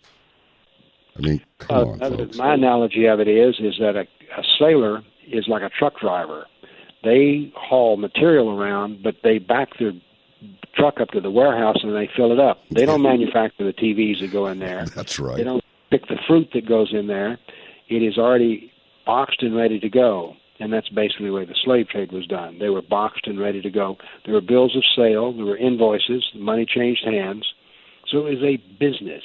But it was, by the way, the slave trade in the world was ended by Christians, white Christians. I want to make that very clear. That ought to be provocative enough of a fact to stick out there. Well, that's correct, and I believe it was a Republican who issued the Emancipation Proclamation in this country. I believe you're correct, sir. Not that I care much for the Republicans of this day and age, but back then, I think it's noteworthy that the Democrat Party is the party of Jim Crow laws and the party of slavery. But I don't understand how people continue to get... KK. What's that? Yeah, and the KK. And KKK. That's right. Yeah, I forgot about them. So, and by the way, let me be clear about my politics. I hate the Democrats and despise the Republicans. I'm right there with you. I'm right there with you. And the only thing that I think I despise more is, do you know that I was actually a journalism major? Intuitively, I thought, nah, I don't think so, after about a year of it. And I just went, nah, I don't think so. Because I realized early on that no endeavor can be free from the evil word, here it comes, politics. And I just, Dr. Bill, I just don't want to have my script written for me by somebody else. I want to write my own script. And if people respond to it, great. If they don't, well, maybe I'll change my ways or go do something else. But I don't know how old you are, John, but a friend of mine, he said his daughter went off to journalism school. And do you know what they teach you in journalism school? Probably attitudes. Well, it's about attitudes, but your job is to improve society. Ah. Not report both sides of a dogfight, but instead you're to subjugate that which is evil and bring forth that which is good. So therefore, this means you praise the Democrats and condemn the Republicans. So I just thought it was interesting that then in this particular journalism school the man's daughter went to, they don't even teach the concept of really reporting. You're there to put forth bias because you're there to do good. Well, that sounds like a really dangerous presumption to make, doesn't it? Well, but I think it also goes a ways in explaining what we see in the so-called media. Oh, absolutely. That's what I mean by dangerous. Like, yes, you're to go out into the world and improve society. Well, how are we going to do that? Don't worry about it. We'll guide you. Wow, that's amazing. I was just looking at this thing by the New York Times about what a mean man Donald Trump is. Isn't it amazing? I like him just because he annoys the establishment so much. He just drives the media crazy. The Democrats are about to jump off the Hollywood sign together. And I actually read an article in the New York Times about Islam that actually told the truth. When was this? Well, it was recently by Ayan Hirsi Ali, and what they reported was, actually they published, wasn't their writing, it was her op-ed piece, that when she testified in front of Congress, that the Democrats did not ask her a single question. She was talking about women in Islam, that the women on the committee who were Democrats did not ask her a single question. Later in the interview I saw her, she says, I've never had a Democratic woman ever ask me any questions about anything. They're not even curious.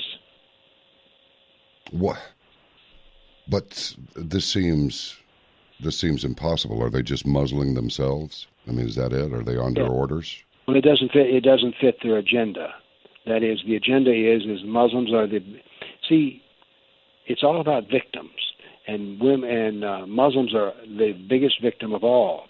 So therefore, you can't question anything about Muslims because you'd be questioning the victim, and they're guilt-free. It's the oppressor you have to worry about, and everybody knows the oppressor is, in this case, Christians and white folk. I don't. Here's the thing. I keep saying this thing over and over again. I'm getting tired of hearing myself say it, even if I say it in private. And it's simply that I don't understand this suicidal mentality. To me, you don't. I mean, this is sort of like having the Hells Angels, be your security guards. Remember that concert at Altamont?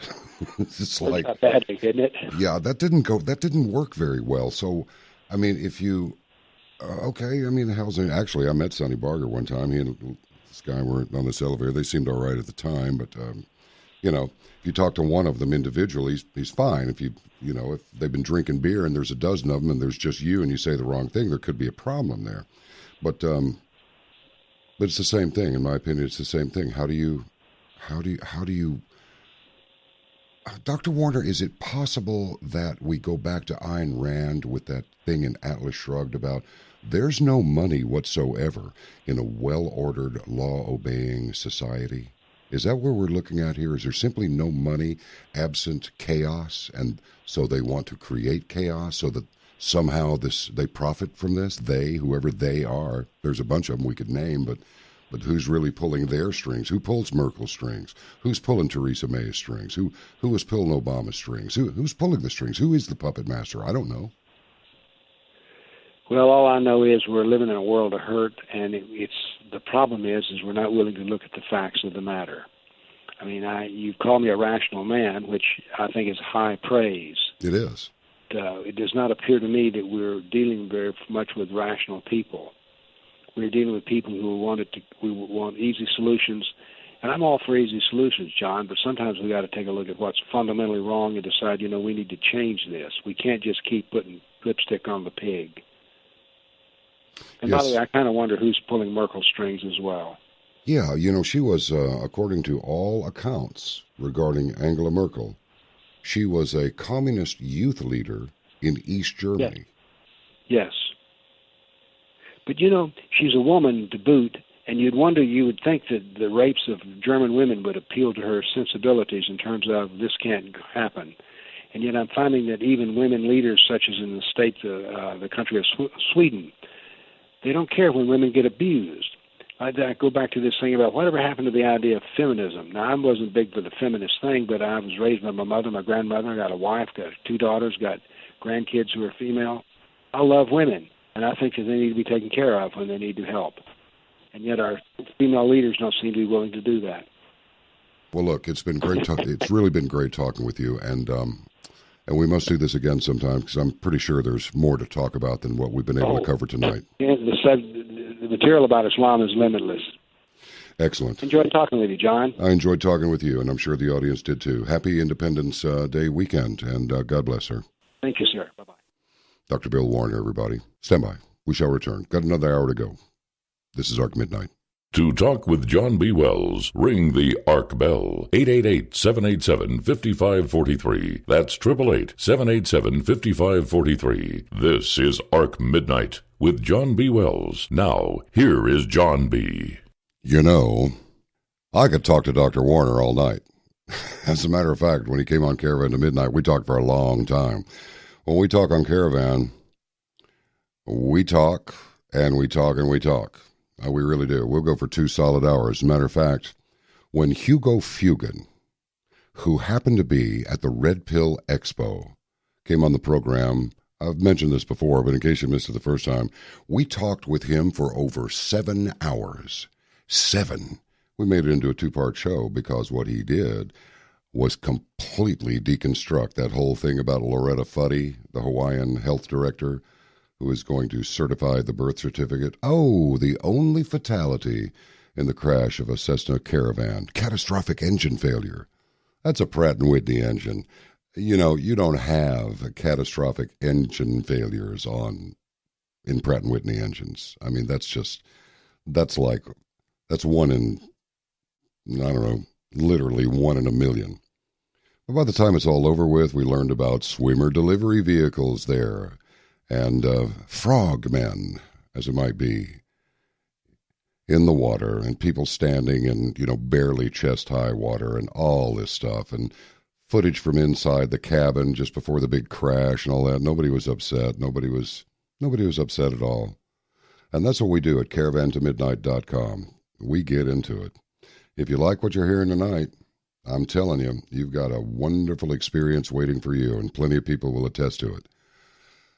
Now, one of the complaints we get is you never take calls, and even when you take calls, we don't get to talk. Well, you do tonight. 888-787-5543. We're ready to take your call, and if you want to chat, well, come on, let's do it. I'm up for it. Now, I warn you, if I've given the invitation, so if you don't do it, I'm going to reach over here. Yep, I'm going to read the phone book. And it might be your name, address, and phone number that I read. And then what? So you don't want that. 888-787-5543. 4-3. We're going to take a little break here and then come back. And I got a couple of interesting tidbits of information I would like to run past you as we carry on to the midnight hour here in the Central Time Zone from our undisclosable location. So stand by. This is Ark Midnight. An arc of rational thought traveling through the void of vacuous content and opinion. Ark Midnight with John B. Wells. Once again, here is John B. I'm not kidding you. You're going to like this. What Lieutenant General Flynn told me in August of last year. This is really, really serious. You wonder why Lieutenant General Michael Flynn, United States Army, retired. He's going to be the National Security Advisor. And suddenly, it's all about the Russians. The Russians, the Russians. The Russians just did everything. No, they didn't. And I suspect when you read this article by Cyber O-Man, that's Ola's man, about General Flynn, and then you watch this interview, which is posted on YouTube, I think you're going to go, what? Yeah, this is what General Flynn told me, one-on-one, talked for a long time, as that whole commercial-free thing didn't break his train of thought, just kept on rolling. So check it out, because, you know, here's the thing, folks, seriously. There are a few people in this so-called truth movement, which is really the new media.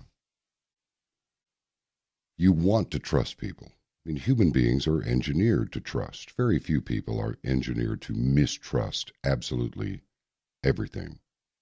Some people have become somewhat hypersensitive to trusting anything. That's a small group that I'm talking about. The problem is they are inclined that way so much so that they jump on the tiniest detail and they miss the big picture. But I got to tell you something, and I really mean this. There are some people within the truth movement that are just flat out infiltrators. Some of the founding members of the truth movement are the most guilty of the culprits. Now, I'll leave it to you to figure out who that is. Like I say, who watches the watchers? We do. Who watches us? You do. All right? And I mean it. Now, this is just so ridiculous. It really is. Refugee organizations. You might want to hear this. Christine Douglas Williams posted this at jihadwatch.org. And I'll be quick because we got some callers coming in. Excellent. 888-787-5543. Now to the article. Here's the title: Refugee Organizations Raising Money on Trump Travel Ban. This was predictable, of course. Refugee resettlement programs are a lucrative business whose proprietors, like those of other businesses, seek to protect themselves from bottom-line erosion. So now that a U.S. Supreme Court ruling stayed two lower courts' rulings on President Trump's temporary travel ban, refugee groups have found a creative way to hammer in the predictable victimology narrative. The New York-based International Rescue Committee sent out an email asking for donations, which began, "The Supreme Court has reinstated parts of President Trump's misguided travel ban, and the impact on refugee families is immediate and devastating. The IRC says people should get involved and donate." And by the way, the protests are really, really small. The IRC, however, benefits from sweeping under the carpet the security and economic risks of opening Western nations to huge numbers of Muslims, many of whom refuse to integrate. The Islamic supremacists, which I would submit to you are a far greater threat than any white supremacists out there. These Islamic supremacists among the refugees look upon infidels with scorn and freely accept welfare and other benefits from infidel taxpayers as constituting tribute, akin to the jizya tax. Then there's the heightened risk of jihad attacks. Yet none of this matters to those who stand to gain politically and especially monetarily from the refugee business. The Church World Service also attacked Mr. Trump's ban as an imprudent, devastating blow to our fundamental values of justice and humanity, and called it un-American. The devastating blow is really to their wallets. It's also devastating that World Church Service profiteers and others like them have ignored the severely persecuted Christian refugees. Oh, they love killing Christians. That's the most fun. And you heard Dr. Warner say that the slave that you want is the white Christian woman. That's the one you want. All right. Why don't we talk to Thomas? Let's talk to Thomas for a second. Hello? Hey, Thomas. Welcome to Ark Midnight. How you doing? I'm doing just fine. I really enjoy your show. I don't hear it very often because I forget about it. But I was listening to your guest talking about the slave trade, and I mentioned to the man who answered the phone that in the movie Man Eaters of Tsavo, you saw that, I'm assuming. It's about the Colonel Patterson who was building the railroad line in Africa, and the two lions were attacking the workers and eating them and all that. Oh, yeah. Okay, well, the movie to me was really interesting, so I found the book and read the book. And in this book, Colonel Patterson would get everybody lined out, and he would disappear with a few of his cohorts for 2 or 3 days at a time and go hunting. He liked to hunt. So he was there in Africa, and he would go off and hunt and, shoot big game and stuff. And he mentioned in one part of his book, now this book was written mentioned the time period of 1898. And when he was out hunting, he said he crossed the Arabian slave trade trail. And in 1898, the Arabians were still coming into Africa and carrying slaves out.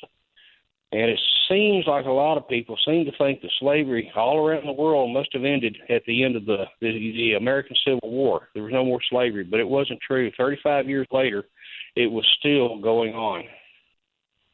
Yeah, well, there's no doubt about that. And in fact, there have been stories recently about they were guys, and they were sub-Saharan Africans, and they were put in a cage, just like Dr. Warner said. I mean, it's almost like the operation hasn't skipped a beat since, maybe, let's see, it started in 632, so hadn't skipped a beat since 700. That's kind of a long time. That's interesting. What? Let me ask you this: what do you make of the? You remember Clock Boy, the guy who made the little kid that made the. Yes. Yeah, all that looked like a bomb, and and there's this big Fuhrer, and it's terrible, and it's racist, and it's xenophobic, and it's Islamophobic, and all that. Those cases got thrown out of court, both of them. Right. We didn't hear much about that in mainstream media. No, I think that was a setup. I think they did that to try to get attention to. Maybe they were just looking for a lawsuit and knew that this kind of reaction would happen when he brought those to school, and then they'd play it up as a racial thing and maybe get a money settlement. I don't know. I didn't follow the story very close. I heard it on the news, but I don't know. I just thought the whole thing was kind of goofy. Yep. But I don't think he actually made a clock to be making a clock. I think he made a pseudo bomb just to, get everybody riled up, and it worked. Yeah, it did. Yeah, it certainly did. Well, look, I hope you'll tune in next weekend to Ark Midnight, and I hope you'll become a. Do you do much computer work? I am an insurance adjuster. I live on computers. Well, you need to join Caravan to Midnight. I'll tell you what I'm going to do. How about a 3-month subscription to Caravan to Midnight, and you'll just become a member as of right now, and you just stay on hold, and I'll get Chief to talk to you, get your email address and all that, and we'll hook you up for 3 months, all right? Yes, sir. That sounds good. All right. All right, take care. Good talking to you. You too. Thanks. Bye. Bye-bye. I think that was a pleasant surprise. Okay. All right, let's talk to Dale. Oh, we had an experience tonight with it says FL Police, the Florida Police? No, maybe not. Let's talk to him. Dale, what's up? Hey, John. So good to hear your voice, man. Thanks. Hey, I want to tell you, since my appearance on your show, on Caravan to Midnight, the amount of people that have come on to our group, Meet at the Shade Tree, it's been unbelievable. and the amount of intelligence they have, they brought new life into our group. And you're right, we're a family. If you're a caravaner, you are family. Well, I'm delighted to hear. I know who you are. This took me by surprise. I'm delighted that you called, man. This is excellent. Yeah, it's and I hope to be back on your show. I'm going to have a better script to work by. I kind of worked off the cuff when I was on there the first time, but somehow I guess the chemistry we had resonated with people. And let me tell you, John, I had people from all over the world that don't even use Facebook that created a profile just so that they could send me a message to tell me they appreciated our conversation. Wow, that's amazing. Well, look, as long as we have this time together, tell everybody about you and tell them about your group. Okay, well, my name is Del Smith. I'm just a self-styled researcher. I'm a Johnny Lunch Pedal. I've invested the last 5.5 years of my life into trying to figure out how things actually work. And Mr. John B. Wells was gracious enough to read some of my writings and deem me worthy to be on the show, and it definitely has changed my life and has helped me get the word out to more people. And the caravanners that have joined our group meet at the Shade Tree on Facebook.com. They are the most incredible people. I mean, they have so much knowledge, and Ola's man especially. I mean, and there's Kyrie. There's so many. I don't want to skip any because I don't want to shortchange anyone. But you have the most incredible group of listeners that are awake and informed. Yes, they are. It defies imagination, and I've just been humbled and so grateful about what they brought to the table. And John, love you like a brother. Like I said, I'd give my life for you, and I'm not saying that lightly. You know, we need you to do what you do, and I'm so grateful. But thank you very much, Dale. You rock, man. Thanks. I'm glad it's working out. Stay healthy and stay in touch. And happy Independence Weekend to you. Hey, John, I wanted to tell you what happened to me tonight. Okay. I recently fractured my wrist in multiple places. I got pins and a plate put in it, so I went to go try to find a pharmacy to get some pain meds, and I got pulled over by 2 Florida state troopers. And my license, my plates are Texas because I'm from Texas, but I'm just here for work. And they started going through my car. And John, I thought I knew admiralty law. I thought I knew how to stop this. But when you've got 2 footballs, 2 linebackers that look like they could play in the NFL hovering over you, you cratered like a cheap tent. And I allowed them to go through my car. I had a cast on my arm. They handcuffed me because they said they smelled weed in my car, which I do not do. Well, but we live in a police state, and it's getting worse. And it seems like if we don't, I cratered tonight, and I feel horrible that I didn't stand up for myself. You can't stand up for yourself when they pulled you over for nothing, and you got 2 guys that outweigh you, and they've got guns. And we know that when a lot of these guys, when they let their gun off, it's not like it was in the Matt Dillon days. The other guy draws first, and it's bam, bam, 1 shot each. No, they just dumped that whole magazine. And I really don't know what possesses some of them, but it's like this guy said to me one night, one day in a gun store that's now closed because the dad died and the liberal kids did not want a gun store in that property anymore. It'd been there for 16 years, but this one guy said, well, this Mexican guy came in, he pulled out his pistol and dropped the mag and ejected the one that was in the chamber right in front of everybody. And we're all going, wow, a bunch of people are moving their hands toward the butts of their pistols. And, but he was all right. He didn't mean any harm. He just was, hey, very glad to be there at the Tierra de Armas. And this little guy leaned over to me and went, I said, what's going on there? He goes, he don't need no gun. I was entirely in agreement with him. But the thing is, a lot of these people are out there carrying badges. They don't need no gun either. So I'm glad it worked out all right. So just stay low, man, and stay healthy. Just stay out of their way. That's all you can do until we get backed up against that wall, and then we'll see what happens after that.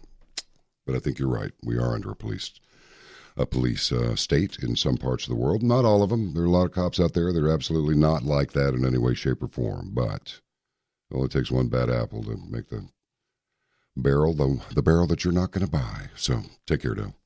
All right, Lonnie, what's going on? Okay. I was going to talk about Leo Hoffman, who wrote the book Stealth Invasion. Oh, yeah. Okay, have you heard of him? Leo Holman. Leo Holman, yes. Yeah. Talked to him on Caravan before, yeah. Great guy. Okay, have you had him on your show? Absolutely. Haven't had him on Ark Midnight, the terrestrial radio adjunct, but yes, he's been on Caravan to Midnight, and his program's in archive there. All right, then I want to go to something just immediately previous call that just came in. Sure. The guy that just went through the drug deal. Well, the guy who was just... He needs to look up the case, if he's still listening. He needs to look up the 1975 U.S. Supreme Court case, Gerstein versus Pugh. And if he's still in Texas, he needs to look up the case Ex parte Garcia, because everybody arrested either with a felony or a misdemeanor is entitled and absolutely guaranteed to have an examining trial to determine probable cause. Yeah, well, in Houston, right now, there's 80,000 defendants in Houston and Harris County in a law case because none of them got an examining trial. 80,000 in Harris and Houston area. If that's the case, how many others in Texas? There's 254 counties in Texas, John. Yeah, 80,000. That's something 80,000 just in Harris County. Oh, boy. Just in Harris County? Just in Harris County. Oh, that's ridiculous. And what the problem is, it's because of the damned attorneys in government. Mm-hmm. They're overlooking this. They're thinking that only felony cases are entitled to an examining trial. But that's not the case. Ex parte Garcia is a county court case out of Texas, 1977, that says head note 5, 6, and 7 are all about the examining trials. Okay, I got you. Hey, listen, we got a bail. We got a hard break coming up, but thank you very much for listening to the program, and thank you very much for calling, and have a happy Independence weekend. Stay independent. I'm John B. Wells. This is Ark Midnight. We're on the bridge, and you're on deck, so let's hang out for a while. We got a little while longer here on the program, but another half hour, so stay tuned as the time-worn phrase goes. Oh, yeah. Eric Clapton and Cream. I just like to revive some of this music. It's a revival of rock and roll. Yeah, a little Robin Trower with the Bridge of Sighs, Jimmy Dewar on vocal with that big basso profundo voice he's got, and there's Eric Clapton wailing with Jack Bruce, who's passed away, and Ginger Baker. Ever seen that one, Beware, Mr. Baker? I can't believe this guy Ginger Baker just jumped in his, I'll do it in my Range Rover. Just jumps in his Range Rover and drives across the Serengeti. Unbelievable. All that guy has to do is just give somebody, whether it's a beast or a person, just a good glare, and that's the end of the conflict right there. It really is. We just got a contact out of Chicago, and I will under no circumstances say anything that would identify them, but they're stuck in a hotel. Stuck in the hotel over there by O'Hare. And the ISNA and MSA groups are having their annual convention for this weekend. Independence Day weekend. The note is that it's absolutely nauseating. There's a special menu there at the hotel And the regulars at the hotel are being highly inconvenienced this weekend while out and about. They don't even want to go out. And this bunch that the ISNA is the Islamic Society of North America, and the MSA is the Muslim Students Association. And the question is, see, I've declared this the year of intolerance. What? Yeah, it's the year of intolerance. 2017, that's the year. 2017, and we're more retarded as a society now than we were in 1917. Because at least we still didn't want to get into World War I. We were only in World War I for 1 year, 1918, that was it. We didn't want into that war at all. But they were determined to pull us into it. So what'd they do? They would not run the ads that German shipping companies, including shipping people, as passengers on their ships, they wouldn't run the ads. The major newspapers would not run the ads from German companies saying, listen, do not take these ships, do not book passage on these ships, and do not sail these routes. It's dangerous right now. Just don't do it. They wouldn't run the ads. The Lusitania, it was loaded with arms. It was. And when it was sunk, and the Germans knew that there was a very high likelihood it would be sunk, when it was sunk, here we go into World War I. Just like FDR. FDR and his government continued to provoke the Japanese until they would make the first move. And they did, on Pearl Harbor. The ships go out for a couple of weeks, according to my dad's war letters. On board the USS Maryland, battleship there, stationed at Pearl Harbor. Ships go out for a couple of weeks, ships come back in for a couple of weeks. So they timed it beautifully so that the carriers would be at sea when the attack occurred. But it was known the attack was going to happen. None of these things, none of this stuff happens by accident. None of it.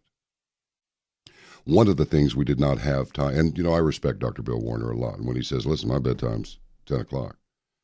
And, he's not exactly in his 20s or 30s. And so he's not burning much of the midnight oil. He crashes out at 10 o'clock. He's probably up at 5, something like that, But one thing we did not get into was the Crusades. But you should look for Dr. Bill Warner's presentation on the Crusades and just look what was done. I go back to the year of intolerance. This is the year of intolerance because I think we've all tolerated just about enough of this nonsense, from the behavior of the so-called students who can't spell cat by the time they graduate and accumulate $500,000 worth of student loan debt, then can't find a job, and they're still living with their parents when they're not at school, training to get a job. Look, I was told this all the way back to the late 70s and early 80s. At college and university, college less than university, because there's the College of Engineering, the College of Mathematics, the College of this and that. But at university, at liberal arts universities, liberal arts degree used to be the most valuable degree you could get. Well, now it's not, because you don't learn any academics at university. They don't teach academics. They teach attitudes. We got John and Kevin on the phone lines, and we're going to talk to them here in just a minute, but we're going to get through this break so we can chat all the way up to the top of the hour. Okay?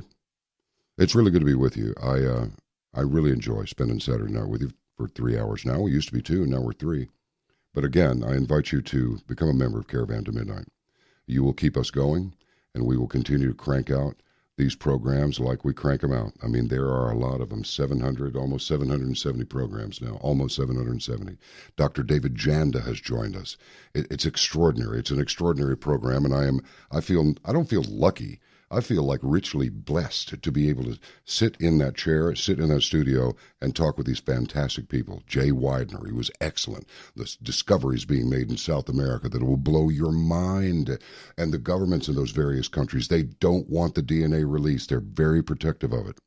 Alex Newman and Kurt Nock, Ken Bitgood, John Titus, Dane Wigington, Robert Mazer, Michael Cutler, and Rob Kirby, and Charles Coppas, and Phil Turney from the USS Liberty. I mean, these are interviews. You're not going to hear interviews conducted like this anywhere else. It's just not done. So join us. It's cheap. I mean, it's not just inexpensive. It's downright cheap. $60 for a year. And we got a couple of deals running on the website as well. Just go to the website. Just go to caravantomidnight.com and read it. It'll just take a minute, and you'll like it. I mean, you're going to find something there that you really like. As George used to say, I guarantee it. Can I still say that, or is that busting a copyright? I don't think so. I guarantee it. All right, I'm John B. Wells. This is Ark Midnight. We'll be back for our final segment in just a moment. To talk with John B. Wells, ring the Ark bell, 888-787-5543. That's 888-787-5543. This is Ark Midnight with John B. Wells. Now, here is John B. You don't even have to look it up. 888-787-5543. All right, let's talk to Kevin. He just wants to talk about a few things in general. So, welcome to the bridge, Kevin. What's going on? Hello, John B. Hey, man. Yeah, a little bit about Independence Day, besides being my birthday. Happy birthday. Thank you. Most people know what July 4th really means, the birth of the country. But with the non-teaching of kids anymore, they could either care less or don't have a clue. Right. And that's a shame. Well, it is, because, I ask that,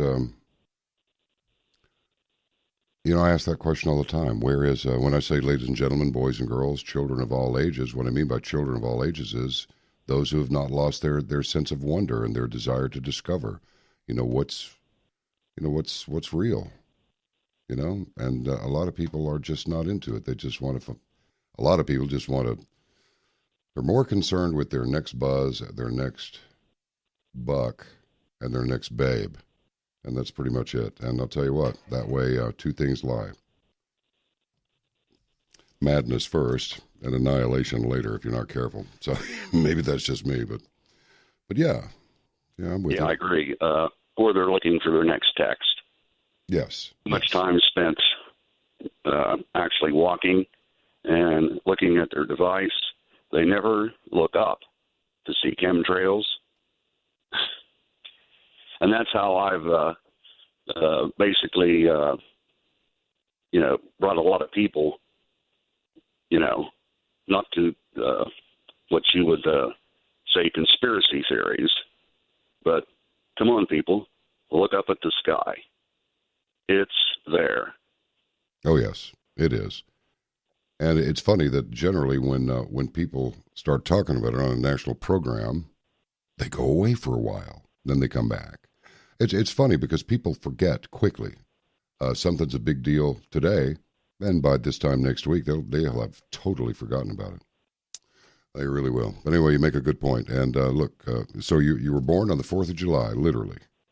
Born on the 4th of July, early in the morning, which is why I like to stay up all night. Good man yourself. Well, listen, thanks for calling the Ark Bridge, and have a great day on. So I take it that for a long time when you were a little kid, you thought the fireworks were in celebration of your birthday, didn't you?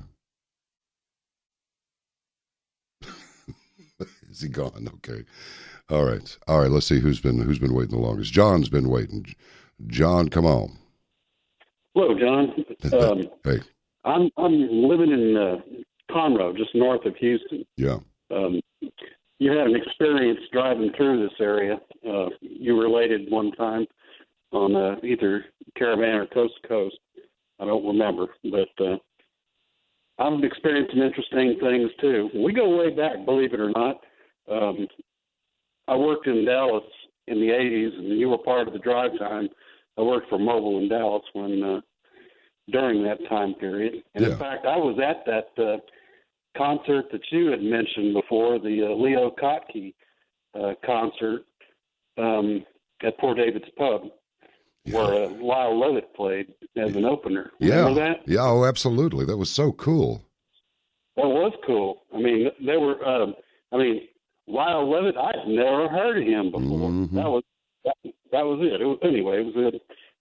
Well, I really liked it. Our paths have crossed on a number of occasions. Yeah. You came back in to my radar on Coast to Coast, and I started following you again, and now I'm a caravaner and enjoying going back on in those over 760 some odd shows, bringing myself up to speed with what you've done, and that's a real body of work. Yeah, it really is, and you know, you just do it. It's almost like you go, wait, 700 and what? Really? Have we really done that many programs? It's really just extraordinary. Well, look, I really appreciate your calling the program, and I like to reminisce about the old zoo days because you know the program currently originates out of Dallas Fort Long, and it's just going to originate from a satellite, and that'll be it. But I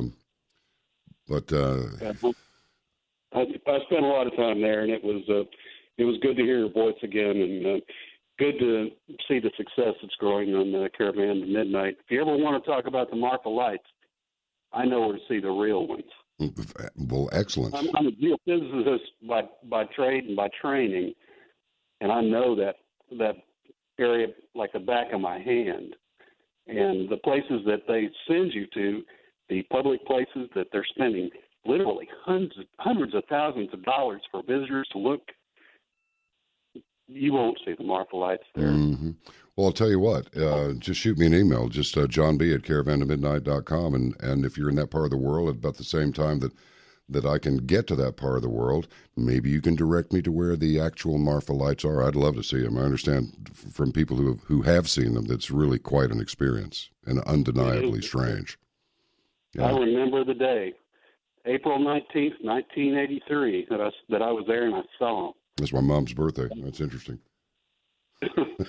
Wow. It's interesting that it's Mom's birthday and that you're on the program and mentioned that date. Look, have a happy Independence weekend. It's great talking to you. And God bless, man. Thank you. All right, let's see. Bryce, calling in from Colorado. Hey, Bryce, how you doing? Good. How you doing, John? Doing best I can. How you doing? Good. Hey, I called in to wish you a happy 4th of July, and I'm the veteran you spoke to back in February. I was on your show. Yes. Excellent. Well, I'm glad you called. So, what's transpired since February? We're in July now. Actually, my medications are coming on time, and I actually got treatment approved. I'm going in Monday to have some Botox injections for my headache. So hopefully those will work. And so things since President Trump has been in there, things are starting to improve. So you're dealing with the VA? Yeah. Yeah. I mean, have they visibly improved? Because it was pretty dismal under the last administration. Things are getting better slowly. That's good. That's real good. It's very disturbing when I heard what some of the vets were being driven to at like 22 a day, and then it dropped, that number changed to 20 a day. I was just going, oh my gosh, what is wrong here? But maybe just shining a light on the problems eventually to get somebody's attention. So I just for whatever it's worth, anybody out there, some will be reviled by it, some will agree, but I don't care. I'm glad that President Trump is in there because, despite what's being written about him by the leftists, I think he cares about the country. I think he loves the country, and I think he cares about people. And so I'm delighted to get that report about the VA. Take care out there, will you? Yep. Thanks. All right. God bless. All right. We got time for Margaret in Georgia. Yes, I am. Hey, how are you? Fine, thank you. I love your show, and I love people who have guests, which this one tonight, Dr. Bill Warner, boy, was he ever good. But I wondered, did you know about, and I wondered if he knew about, but I didn't know what number to call to at the time to say anything about it earlier. There have been, on the Audrey Russo show, and Frank Gaffney, too, I believe, had another person on, two different women who were originally Muslim, but they are Christian now, and they're going around the United States teaching all of us and everybody that they can get to. I don't know exactly the extent, but I know it's big, and it's all over the United States. They're going to teach everybody just what Dr. Bill Warner said. Everything he said was exactly what she did, and I know it's the fact. And one of the statements she made is the best I liked. And she said, Sharia is Islam. And she said, you can turn it around. Islam is Sharia. And she's telling why you cannot ever trust any level of it, any of it at all.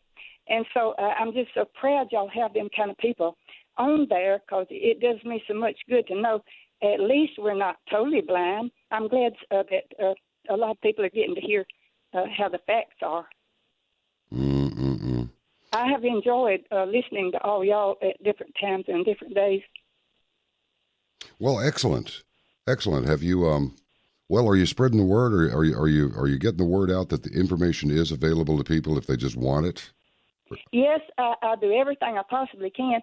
I am 76 years old, so I can't do as much as I could have when I was younger. But I do. I am kind of like a preacher, and not exactly, but I mean, I tell people, I try to educate them. And on the case of one you had earlier tonight, talking with that Dr. Bill Warner about slavery, I said, well, I wish it was a three-way conversation. Not just, y'all didn't go so far back as to go back into BC. We're in AD, and it's in the Bible.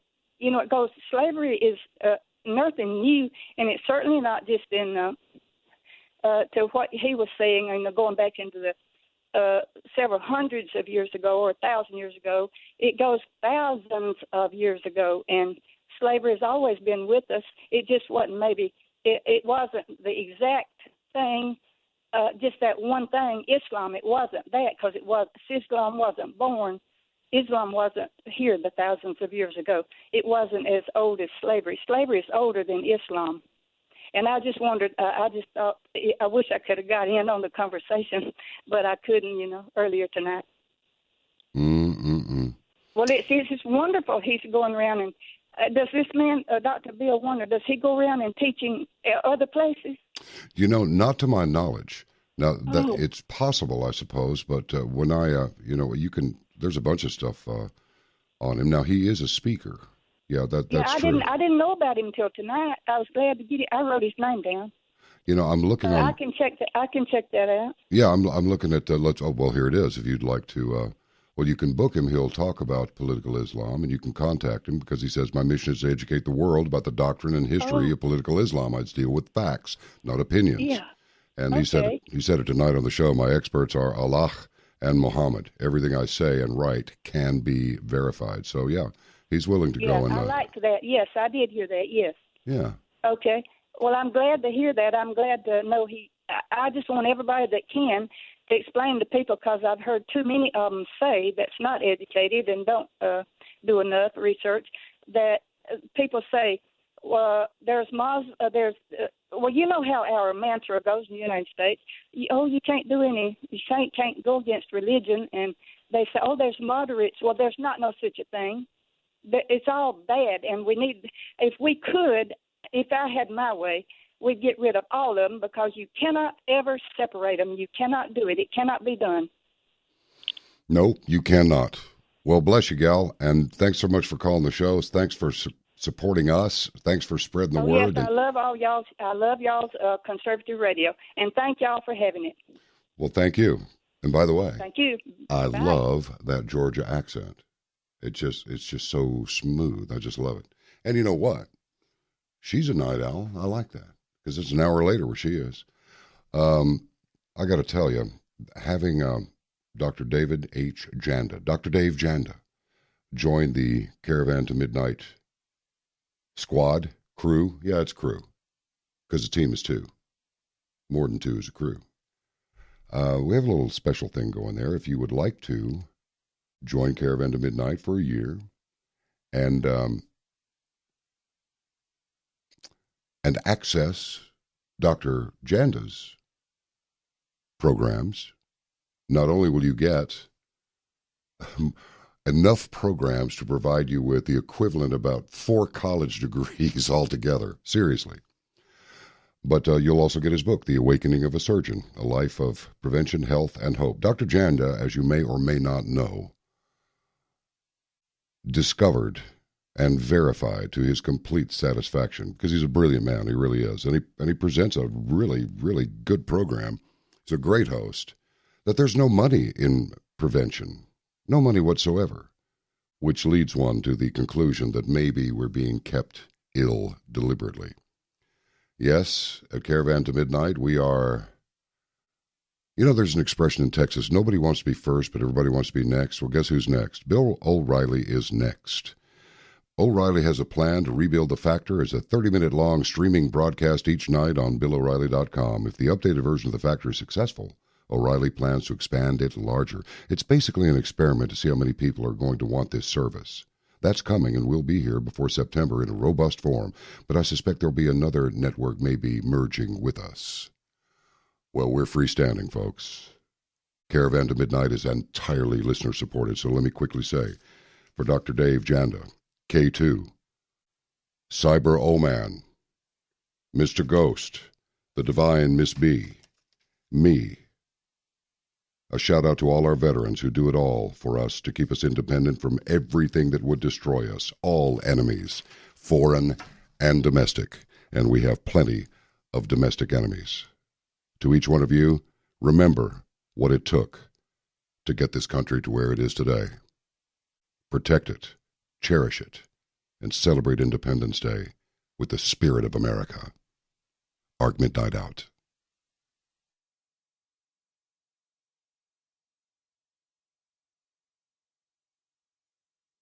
Experts agree that America's water infrastructure is deteriorating. Threats include aging infrastructure, ruptured pipes and sinkholes, as well as chemical, pharmaceutical, and sewage-saturated water sources. You need a critical contamination barrier in place for your family. You need the Big Berkey system. It removes viruses, bacteria, pesticides, PFCs, pharmaceuticals, organic chemicals, heavy metals, foul tastes and odors, even radiologicals for just pennies per gallon. Use the portable Big Berkey water purifier at home while traveling, camping, at sporting events, and during an emergency. Because it not only purifies treated water, the powerful Big Berkey system can purify raw, untreated water from sources like lakes, ponds, rivers, and streams. And the Big Berkey system needs no electricity, plumbing, or water pressure, so you can take it anywhere. Get your Big Berkey C2M special by ordering online at berkeywater.com/C2M or call 877-857-PURE.